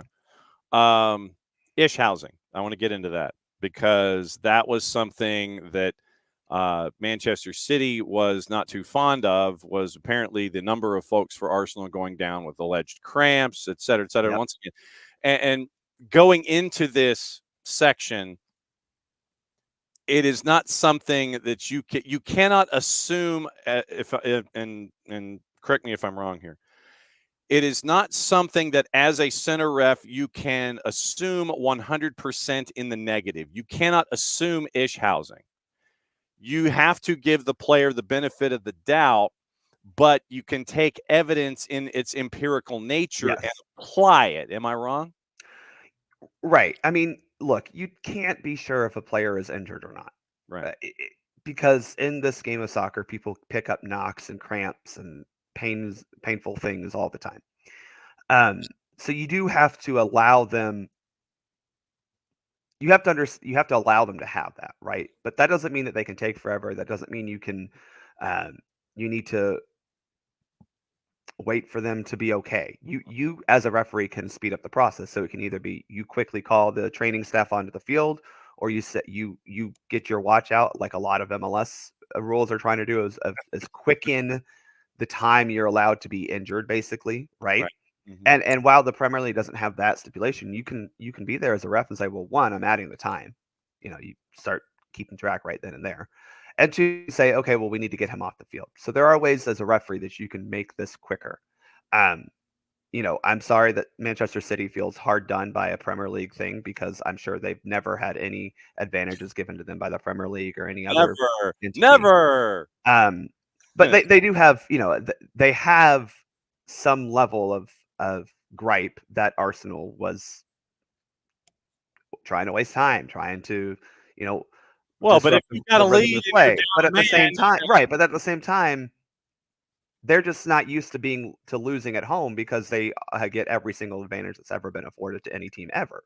So I think it's more about them, again, playing the victim mentality here and saying, oh, well, how dare you not give us the benefit of the doubt when, the other team is there's two teams on the field, and Manchester City forgets that there are other teams and they're allowed to do things too. But no, John, I mean, that's the point, right? We've had this issue with Atlanta United where teams come in and they start wasting time, and it's like, well, yeah, that's what they're going to do, But it's up to the center ref and the crew to understand where ish housing is and navigate the rules and apply them correctly to where the ish housing doesn't get out of control. Absolutely. And that was where I think Oliver, again, unable to control the match very well. He didn't take measures to either control it or quicken it, right? Again, you can't stop a player from going down injured, because, again, you don't know if they're injured or not. Right. You can take measures to make that stoppage quicker. And there was a yellow card given to a player on the bench for allegedly telling David Raya to go down. So clearly he wasn't out of tune to this. Kid hasn't even played a minute of Premier League action. He's got a yellow card, which, quite honestly, not the dumbest thing that we've done. But the thing is, I mean, think about it. If there's a kid on the sidelines who hasn't played a lick of action, right, and you're the manager, go to him and sit there and say, okay, I need you to say this. Tell right, because when's he going to play? B, when's he Yeah. going to get another four yellows to sit there and get Right. time off? I mean, in a way, that is brilliant. Yeah. I mean, by the 17-year-old who's really on the bench right now because of injuries and players missing time. Uh-huh. Yeah, it is like that's the thing. Is like this is the shit housing that, you know, it happens, right? And again, the referee, at least in this incident, said you can't do that, and gave a yellow card for it. So I mean, it's not like he didn't not deal with it. I don't think he did a good enough job of actually controlling when it happened because again, you can't stop a player from being injured. You can, however, make things a little bit quicker, and as he showed, be in tune of is this a strategy? What is the coach saying? Now, to the moment that we really wanted to get into here. Now, I'm not talking about Erling Haaland telling Mikel Arteta to stay humble after the match, and apparently that did show up on camera with audio. But the decision to dismiss Leandro Trossard with a second yellow, he'd been booked for pulling Savinho back, and this is how it was worded in the Telegram. Arteta was furious about the decision to dismiss Trossard, who had already been booked for pulling back Savinho after Declan Rice had been sent off in similar circumstances for kicking the ball away against Brighton. I'm sorry, but the Declan Rice, you don't do that. And if it got seen, it got seen. Jeremy Doku escaped censure in the game for kicking the ball away. Although the City winger appeared to be kicking it towards the area he felt an Arsenal free kick should be taken. Doesn't matter. It's not your ball. Arteta said, quote, it's obvious. It's that obvious that it's not necessary to comment on it. It's the second time this season. I'm expecting 100 Premier League games to be 10 against 11 or 9v10 this season. Let's see. It's already happened twice in 5 games, which is very worrying to see in the best league, the Premier League. So Trossard, because of how I will admit this is going to be hard for me to talk about as an Arsenal fan because it's happened to us twice. Okay. And I think more importantly, as mentioned in the article, the opponent did the same thing before we got a yellow card for doing something, in my opinion, less egregious. I think for Trossard, I understand why it was called, he kicked the ball away late. It felt more like a continuation of play. Sure, it was after the whistle. That's fair. Yeah. What Joku did was way more egregious. I don't care if you think, oh, well, it's back there. That's not your ball, and it's not your job to do that, right? That's not how this works. Also, I can use then Declan Rice was just kicking the ball away where he thought the free kick should have been. That is a terrible, terrible excuse to use to excuse someone who 5 seconds after the play has been called a foul is kicking the ball away. And again, that's the issue, is Trossard looked like he was just continuing play. Now, I agree. That can be a yellow card. The same thing we wanted in the Brighton game when the ball goes out of play and he knocks the ball 70 yards down the field. Could be seen as a continuation of play. I don't know why you would knock the ball 70 yards down the field like that, but can be seen because it was a rather quick succession. And that's different, I think, than knocking the ball away for a free kick, right? Because what Declan Rice did was not a continuation of play. That's very true. He knocked the ball away after a foul had been called. He's walking away. He sees the ball. He knocks it away. I understand why a referee thinks that's a yellow card. So what Joku does is similar to what Rice does, but Rice gets penalized. But because Manchester City is Manchester City, they don't get it. But Trossard, who is continuing play, gets booked immediately. Right. And more importantly, the foul itself probably also isn't a yellow card, given the context of the match. And that's the other issue is if the yellow card is for the foul, that's a really soft yellow card in the context of the match that he has called. Right. The yellow card for knocking the ball away when City players did something more egregious, right? It's hard. I know you can say, oh, Arsenal needs to learn their lesson. And I agree. The problem is, again, consistency. So other teams are allowed to do it without any real penance or any real adjudication from the referee at all. Yeah, repercussion. Oliver even yelled at Arsenal about it when Joku did it. I'm sorry. It's hard for me to talk about it as an Arsenal fan because it has happened to us twice. I know. And it's frustrating because other teams do it. And Arteta's correct. Is like, well, if we're going to police it this hard, Yeah. then you're going to have a lot of games where you're going to have 9 players on the field. And I think we go back to the game last year between these two teams when a City player was on a yellow card and did something that should have been deemed as second yellow, but wasn't given because Michael Oliver, quote, didn't want to affect the game. Yet this in the first half. Now, again, Trossard shouldn't be putting yourself in this. The first yellow card, stopping a promising attack, not great.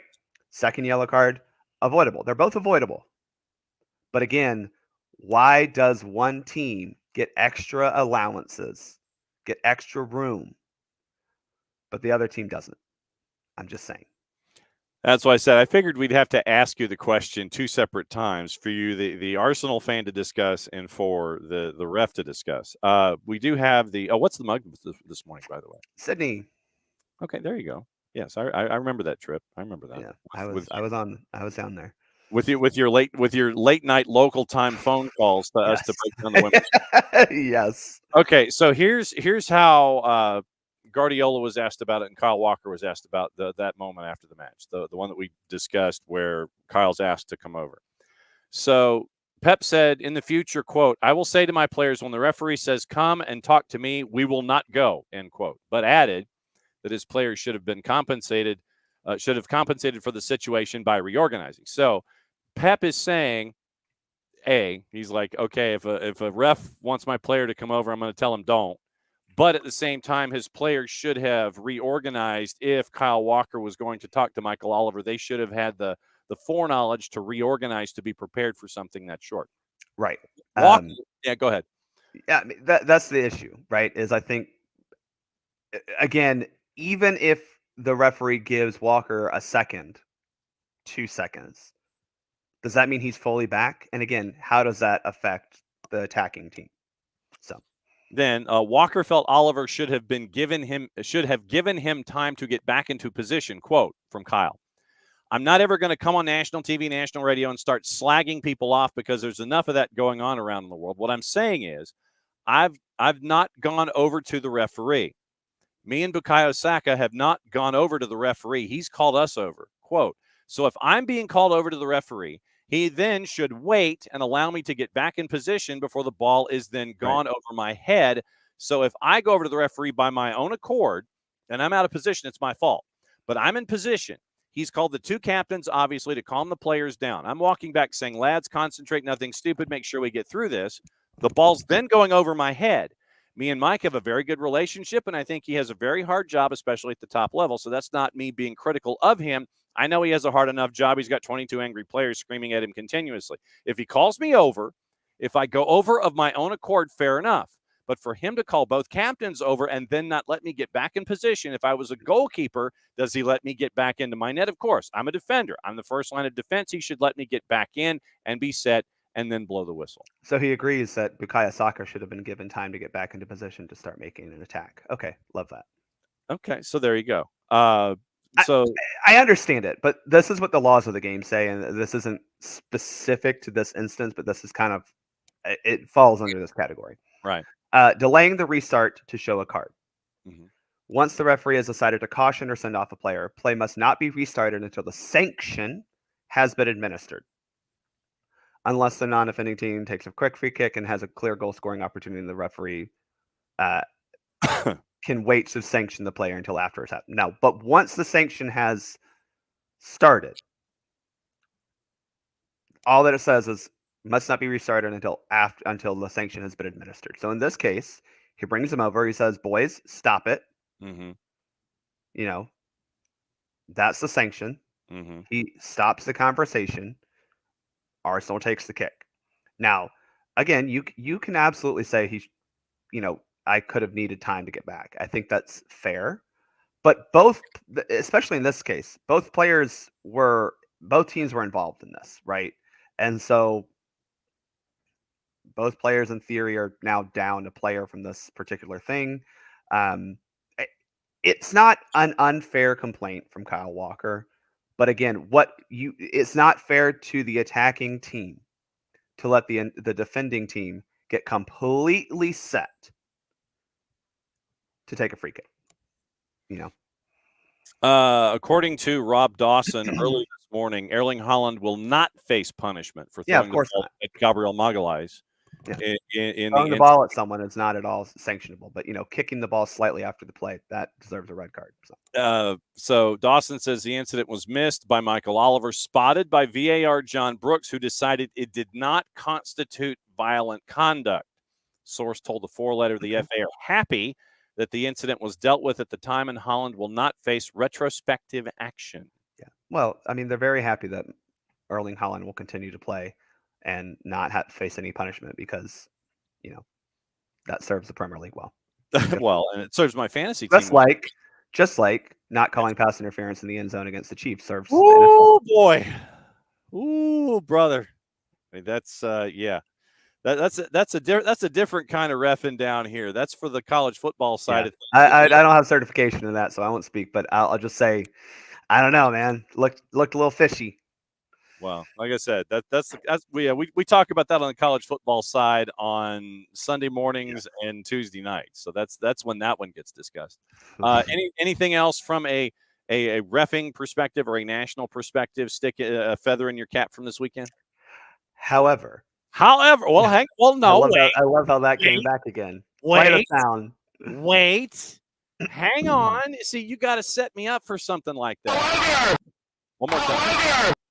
Hit it. I do credit Tori Penso. I thought that what we're seeing from MLS referees finally is a good cadence to delivering decisions. Mm-hmm. I thought Penso did a good job. Was it our penalty or their penalty? The penalty they got, where explain exactly what happened. Yeah. Right. Give some sort of context. Right. This player did this, therefore this. Right. And I thought Penso did a good job of okay, this player was in an offside position.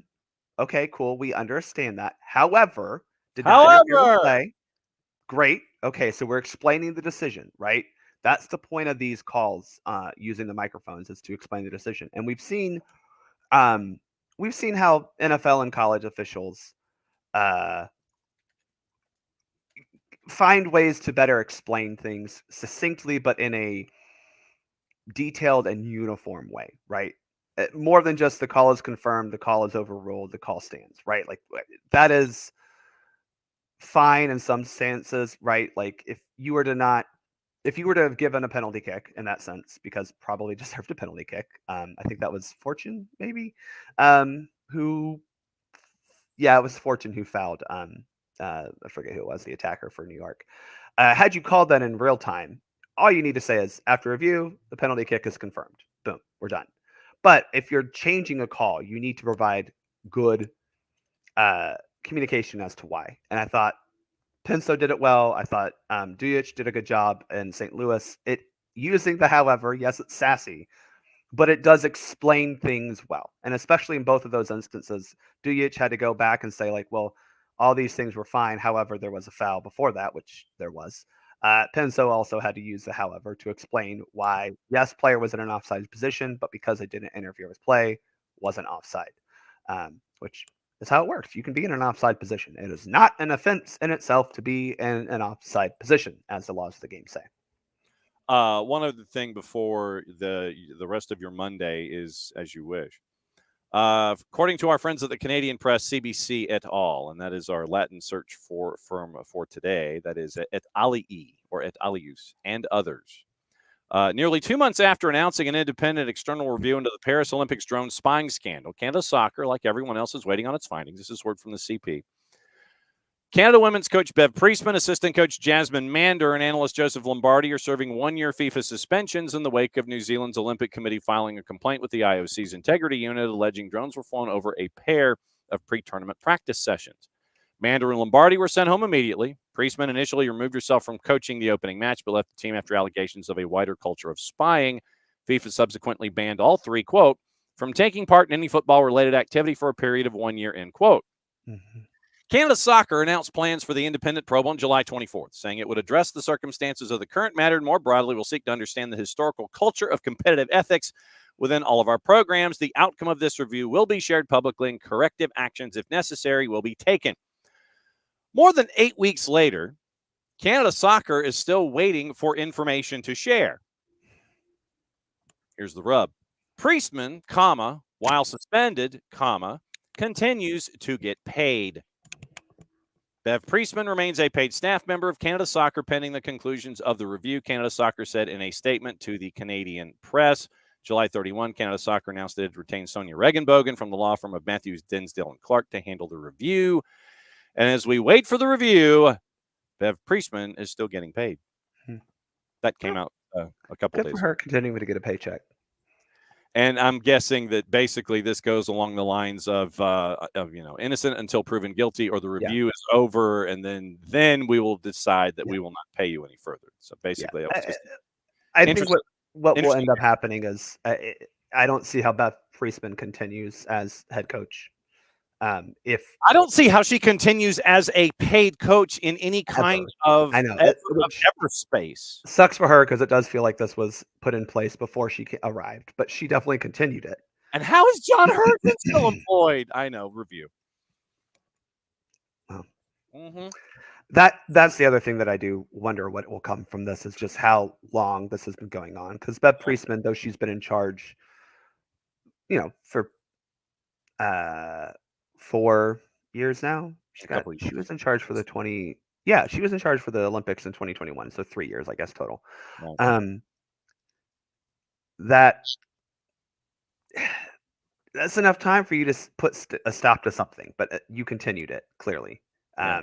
And again, it does have to color the fact that y'all won gold in Tokyo. It just does. I hate to say it, but it does. And I know, vacated national titles that don't matter. I still remember, teams winning national titles, but it does calls into question more than, Reggie Bush taking some money for some things. Mm-hmm. Just saying. Yeah. But I thought it was an interesting news peg that came out before the weekend started. Abby is inviting you outside the perimeter for the twos match tomorrow. I mean, the invitation has been extended, but that's as far as it's going to go. Oh, wow. All right. So let's see. So is there anything else on your mind before the rest of your day continues? Like I said, the Priestman thing was something like, that came up good. Nope. We got U.S. men coming up in, 2 weeks' time. Sure. The first Pochettino matches. He's done the media tours. Everyone's liking what we're hearing. I do want to point out, actually, John, in his introductory press conference, he said we need to believe we can win the World Cup. Correct. But then I think it was, I forget who he was on with, did kind of not walk it back, but say, look, our goal is a quarterfinal. And I think people kind of were like, whoa, he's already walking it back. And it's like, no. Those are two different things. Mm-hmm. Because you should believe we can win the World Cup and go try to win the World Cup. But understand that, look, if we do this, we've done a good job, right? That is passing. But you want to get an A on every project, right? That's the goal, right? So an A would be winning the World Cup. A C would be, okay, we make a quarterfinal or, maybe more, depending on, probably a quarterfinal might be a B at this point. I was going to say, so if quarterfinals a C, then the semis are a B and the finals an A. I mean, literally, that's probably what it is, right? But if that's more like the benchmark, I think is the better way to put it, right? That is what we're justifying. That's what we're measuring ourselves by. If we don't reach that, then we have failed, right? That's what that is. But that doesn't mean you're not trying to win the World Cup. Because I got news for you. To win the World Cup, you got to make the quarterfinals. Last time I checked,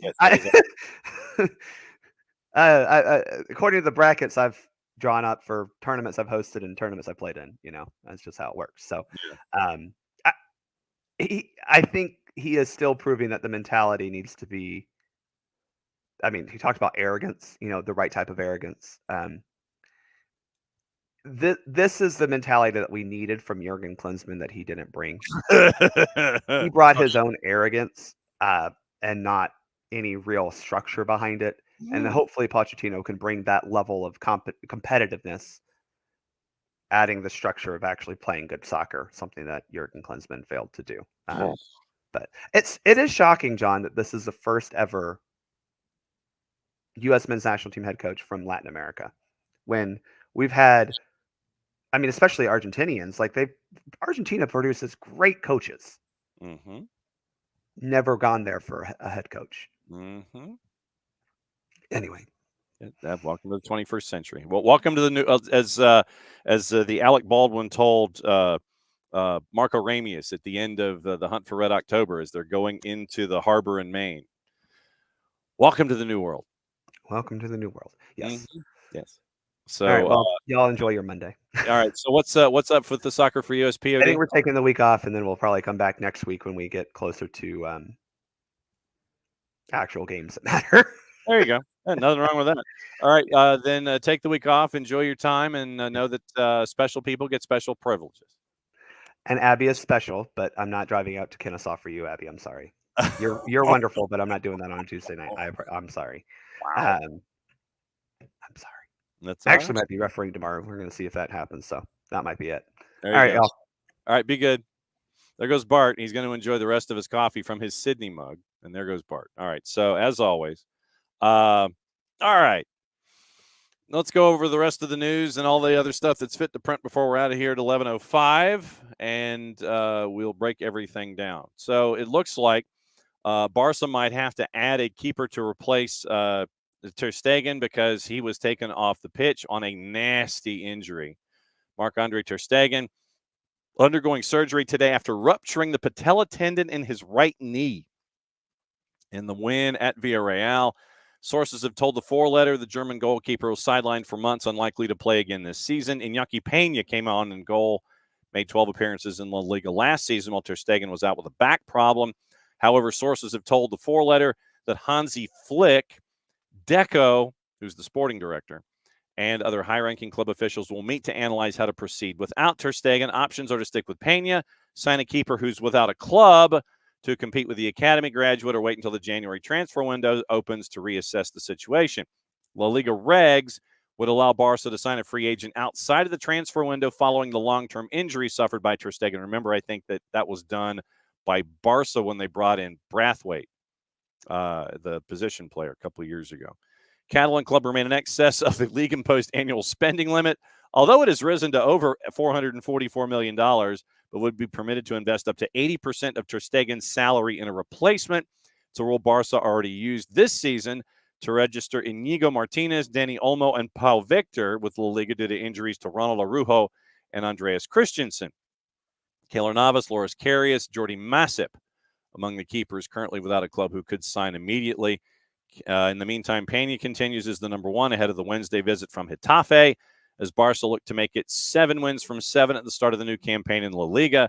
Peña has been at the club since 2012 and pressed on loan at Galatasaray in 2022, earning a place in the first-team squad as Ter Stegen's backup the following year. Barca's third-choice keeper is 20-year-old Ander Astralaga, while Diego Coquin, remember, U.S. international, has also been regularly involved with first-team training sessions and squads. Coquin, sidelined with an injury, though, not expected to be back until after the October international break. So chaos with keeping once again. The WSL deal looks like it's going to set a women's record. According to Emily Keogh, the WSL and the Women's Championship have agreed to a new deal with Barclays to remain as the title sponsor of the leagues. Organizers announced earlier today. Source told the four-letter deals with £45 million or $60 million, making it the biggest deal in women's domestic football history. The deal's in the region of £15 million annually over 3 years, double the bank's previous agreement as the two leagues' title sponsor, which was due to expire at the end of this season. Excuse me, exact figures have not been disclosed. Quote from WPL CEO Nikki Doucette, and more of a quote from her, so like a paragraph from her with an ID break. Barclays became the title sponsor of the two leagues in 2019. Bank also announced on Monday extended its partnership with the Premier League, agreeing to a new 4-year deal. And we get a quote from Ian Wright, former Premier League player who's an ambassador And so he got to say some nice things about Barclays and the Premier League. So you have all of that going on as well. According to Carlo Ancelotti, the shoulder issue with Jude Bellingham is not a concern. And we mentioned how Mikel Arteta is anticipating. He's anticipating 100 yellow cards, red cards. He's anticipating 100 red cards this season. 100. That's a lot, people. That's a lot. That's a lot of reds. So, all right. So now we got gossip, rumor, and innuendo. What to watch, where to watch it, how to watch it. We'll get into that. So, Manchester City firmly in the mix to sign Jamal Musiala, but they face competition from Real Madrid for the Bayern Munich midfielder.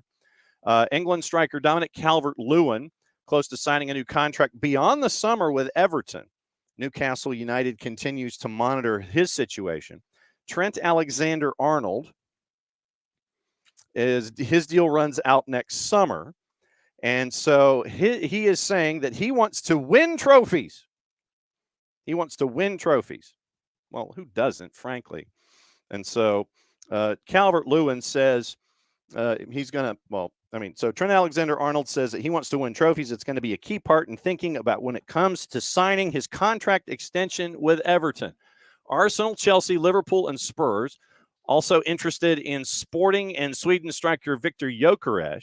Now, we mentioned Victor Gyökeres last Thursday, actually, with our buddy Nino Torres about the turnaround for Sporting and how Gyökeres and our buddy John Nason with his time at Coventry City, Gyökeres has really turned it around for our friends at Sporting. And so it's almost going to be a topic of conversation every single week, as it should, as long as Sporting continues to win. Victor Gyökeres being looked at by Arsenal, Chelsea, Liverpool, and Spurs.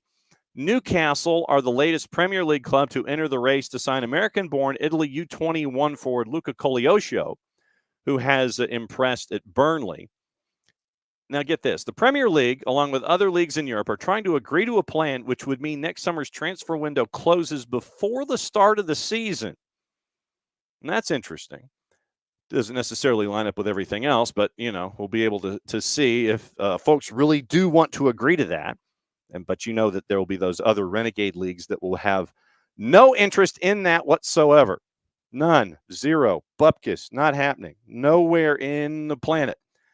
And Graham Potter apparently would be interested in taking over at Everton if the job became available. What? So you're campaigning for a job that doesn't exist yet, but you're more than happy to sit there and go, well, yeah, Everton, I think I'd like that one. Sure, why not? Real Madrid keeping tabs on RB Leipzig and France defender Castello Luqueba. Villa, Fulham, and Forest are monitoring Galatasaray's 24-year-old winger Barış Alper Yilmaz. Forest and Brighton and Spurs also interested in fellow Turkish forward Semih Kılıçsoy, who is at Besiktas.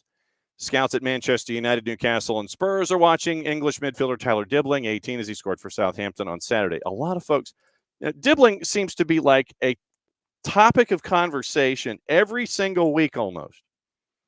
Every single blanking week, we always get to discuss what's going on there. Let's see. I'm going through all of the other news. Yeah, that sinkhole at Plough Lane looks bad. They were supposed to have Liverpool in a match in cup competition, but one corner, like the near corner flag on the right-hand side, just looks sand, grass. Ugh. So, that's yikes. Seriously, I'm sitting here and I'm looking at it as someone who is a member of the Don's Trust. I look at this and I go, man, you get Newcastle, you're getting that big payday. And then all of a sudden you end up with just nastiness. Yikes. It's just so bad. All right. So like I said, I'm going through all the other papers, seeing if I've missed anything. The FA is investigating the alleged bite by Preston North End's Osmajic, as well they should. And so we'll see what happens there. Just why? I mean, seriously, I'm asking this question, not that we have any any depth of idea as to a why. But why would you feel compelled? I mean, seriously, why would you feel compelled to bite somebody? Why? Why? Why? Why would you feel compelled to bite somebody? Now, I'm just asking. I mean, facing a lengthy ban after biting, apparently after biting or whatever. Biting is in quotation marks. So you have some. Oh, this was one I forgot to ask about. Was in Nottingham Forest, where the referees changed their mind. Brighton and Forest, Nuno and Hertzler both got sent off. And so Morgan Gibbs-White got a second yellow in the 83rd. So Morgan Gibbs-White gets a second yellow in the 83rd. Because of all of the hubbub, both Hertzler, the manager at Brighton, and Nuno, the manager at Forest, both got red cards as well. So Rob Jones didn't appear to think the tackle warranted a foul, signaled Gibbs-White had won the ball. 30 seconds later, his opinion changes, and Forest's number 10, who'd been booked for an earlier foul, shown a second yellow, leading to both sides getting mad. Hertzler, the Brighton head coach, incensed by Jones's original decision. Nuno, angered by the about face. So both of them got reds. And the view was that Nuno thinks that Anthony Taylor, the fourth, influenced Jones's decision. And, of course, Michael Taylor was the one who had the 14 yellow cards at Bournemouth last week. And so they had him as a fourth, and he didn't get the quiet day. So neither head coach prepared to speak to the media after the match, and both Rui Pedro Silva and Andrew Crofts wanted to pour cold water on the whole thing. So that was the one I forgot to discuss with Bart, was what happened with Brighton and with Nottingham Forest. And so here's what happened there with Brighton and Forest. Man, I forgot to ask about that, about switching ideas and all of that stuff. So, yeah, so both Forest and Brighton were mad. Apparently, it was a great game from the bits and pieces that I got to see. But, yeah, so you had that one going for you. What to watch, where to watch it, how to watch it before we get out of here. And once again, we'll go over the week and let you know what's going on. Soccer on TV. We got a lot. That's like Serie A, Monday Night Football, all this kind of stuff. Once again, remember, college soccer's on all over the place. And it's its own little thing. Trust me. Today, it is 6 o'clock, ACC Extra ESPN Plus, 7 o'clock ESPN Plus, 8 o'clock ACC Extra ESPN Plus, 9 o'clock ESPN Plus, and 10 o'clock ESPN Plus out west, UC San Diego, Cal Baptist. On the women's side, one match, George Fox in Portland. That's at 10 o'clock on ESPN Plus. Now, the other games, Gaziantep and Trabzonspor, and we've got a thing with Jose Mourinho before we get out of here. That's at BN en Espanol. Simulcasting, you can go to Fanatis, ftz.co/soccer down here. And it helps out the network. It helps out our friends at Fanatis, and it really does turn you into a complete and total degenerate with all of the different places that you can go and watch sports. You've got all the BNs, Nuestra Tele CDO for the fans, Te Say, our buddy Nino Torres and Gold TV. You can watch all of that at Fanatis, ftz.co/soccer down here. CBS Sports Network is Serie A at 2:45, Atalanta and Como, Angel City and Portland, and the NWSL at 10 o'clock. ESPN Deportes, La Liga at 3, Betis and Mallorca. Deportes, Fox Deportes has Honduras, Liga Nacional, Olimpia, and Real Sociedad at 9. The Plus has Real Betis and Mallorca at 3. Paramount Plus has the Argentina Primera at 5, El Sarsfield, Estudiantes, Atalanta and Como, and Fleetwood Town and Morecambe in League 2. And that's where I'm going to be watching. 3 o'clock. True degenerate stuff that Paramount Plus is doing now that they have the EFL contract as well. So that is all of the chaos that is going on today. And I want to thank all of you guys for hanging out for the chaos that has been today. Tomorrow, once again, Kaylor Hodges from the USL show dropping by at 9:30. He will discuss what's going on USL Championship. I imagine Nick Marcanic will be a topic of a lot of it. At least he'll be the lead with what he's been able to do in Charleston with Ben Pierman, et cetera, et cetera. We'll get into that at 9:30. Wednesday, Tyler. Hopefully we can track Dylan Butler down to talk Major League Soccer. Hopefully we can track Marion Crowder down to talk the SEC and the USL Super League. 10 o'clock on Thursday, the Power Hour with Nino and Nico. And then Friday, once again, we can whip around Pat and Pendring sooner, hopefully, rather than later. We can all catch up with everything going on around as we get ready for Major League Soccer. It is the business end of the schedule. Folks got to do their thing. Atlanta United's heading to Chester to take on Philadelphia Union. Tuesday, once again, remember, Abby's got an extra ticket if you want to go. It's the last home match of the regular season for Atlanta United 2. As they take on Inter Miami CF2, they can be a spoiler when it comes to position places as they try and finish up the regular season on a high note here in 2024. And then they go to Chester Sunday afternoon, 3 o'clock. Both of those games will be on the network for you. It is a 7 o'clock pregame on Tuesday. It is 7:33 kick. Maddie and Jason will be at the Fraction for you for that one. And then we'll have the game Sunday afternoon, 3 o'clock, 2:30 pregame, and 3 o'clock, 3:03 kick as the Twos take on the Union 2 in Chester. Back at it again in a little less than 24, so a little less than 22. We'll back at it again on your Tuesday, get you through everything, and let you know what's going on. We'll go back over the rest of what happened in Major League Soccer tomorrow, anything else that's on your mind from Atlanta United, anything else from the weekend that came through with the Premier League, Arsenal, Manchester City. As always, thanks to Abe, thanks to Bart, and thanks to you for dropping by for another go-around of the morning show here on the SDH Network. Play it safe, everybody. We will catch up with you again tomorrow. It's time for me to whistle us out of here for a close, so here we go.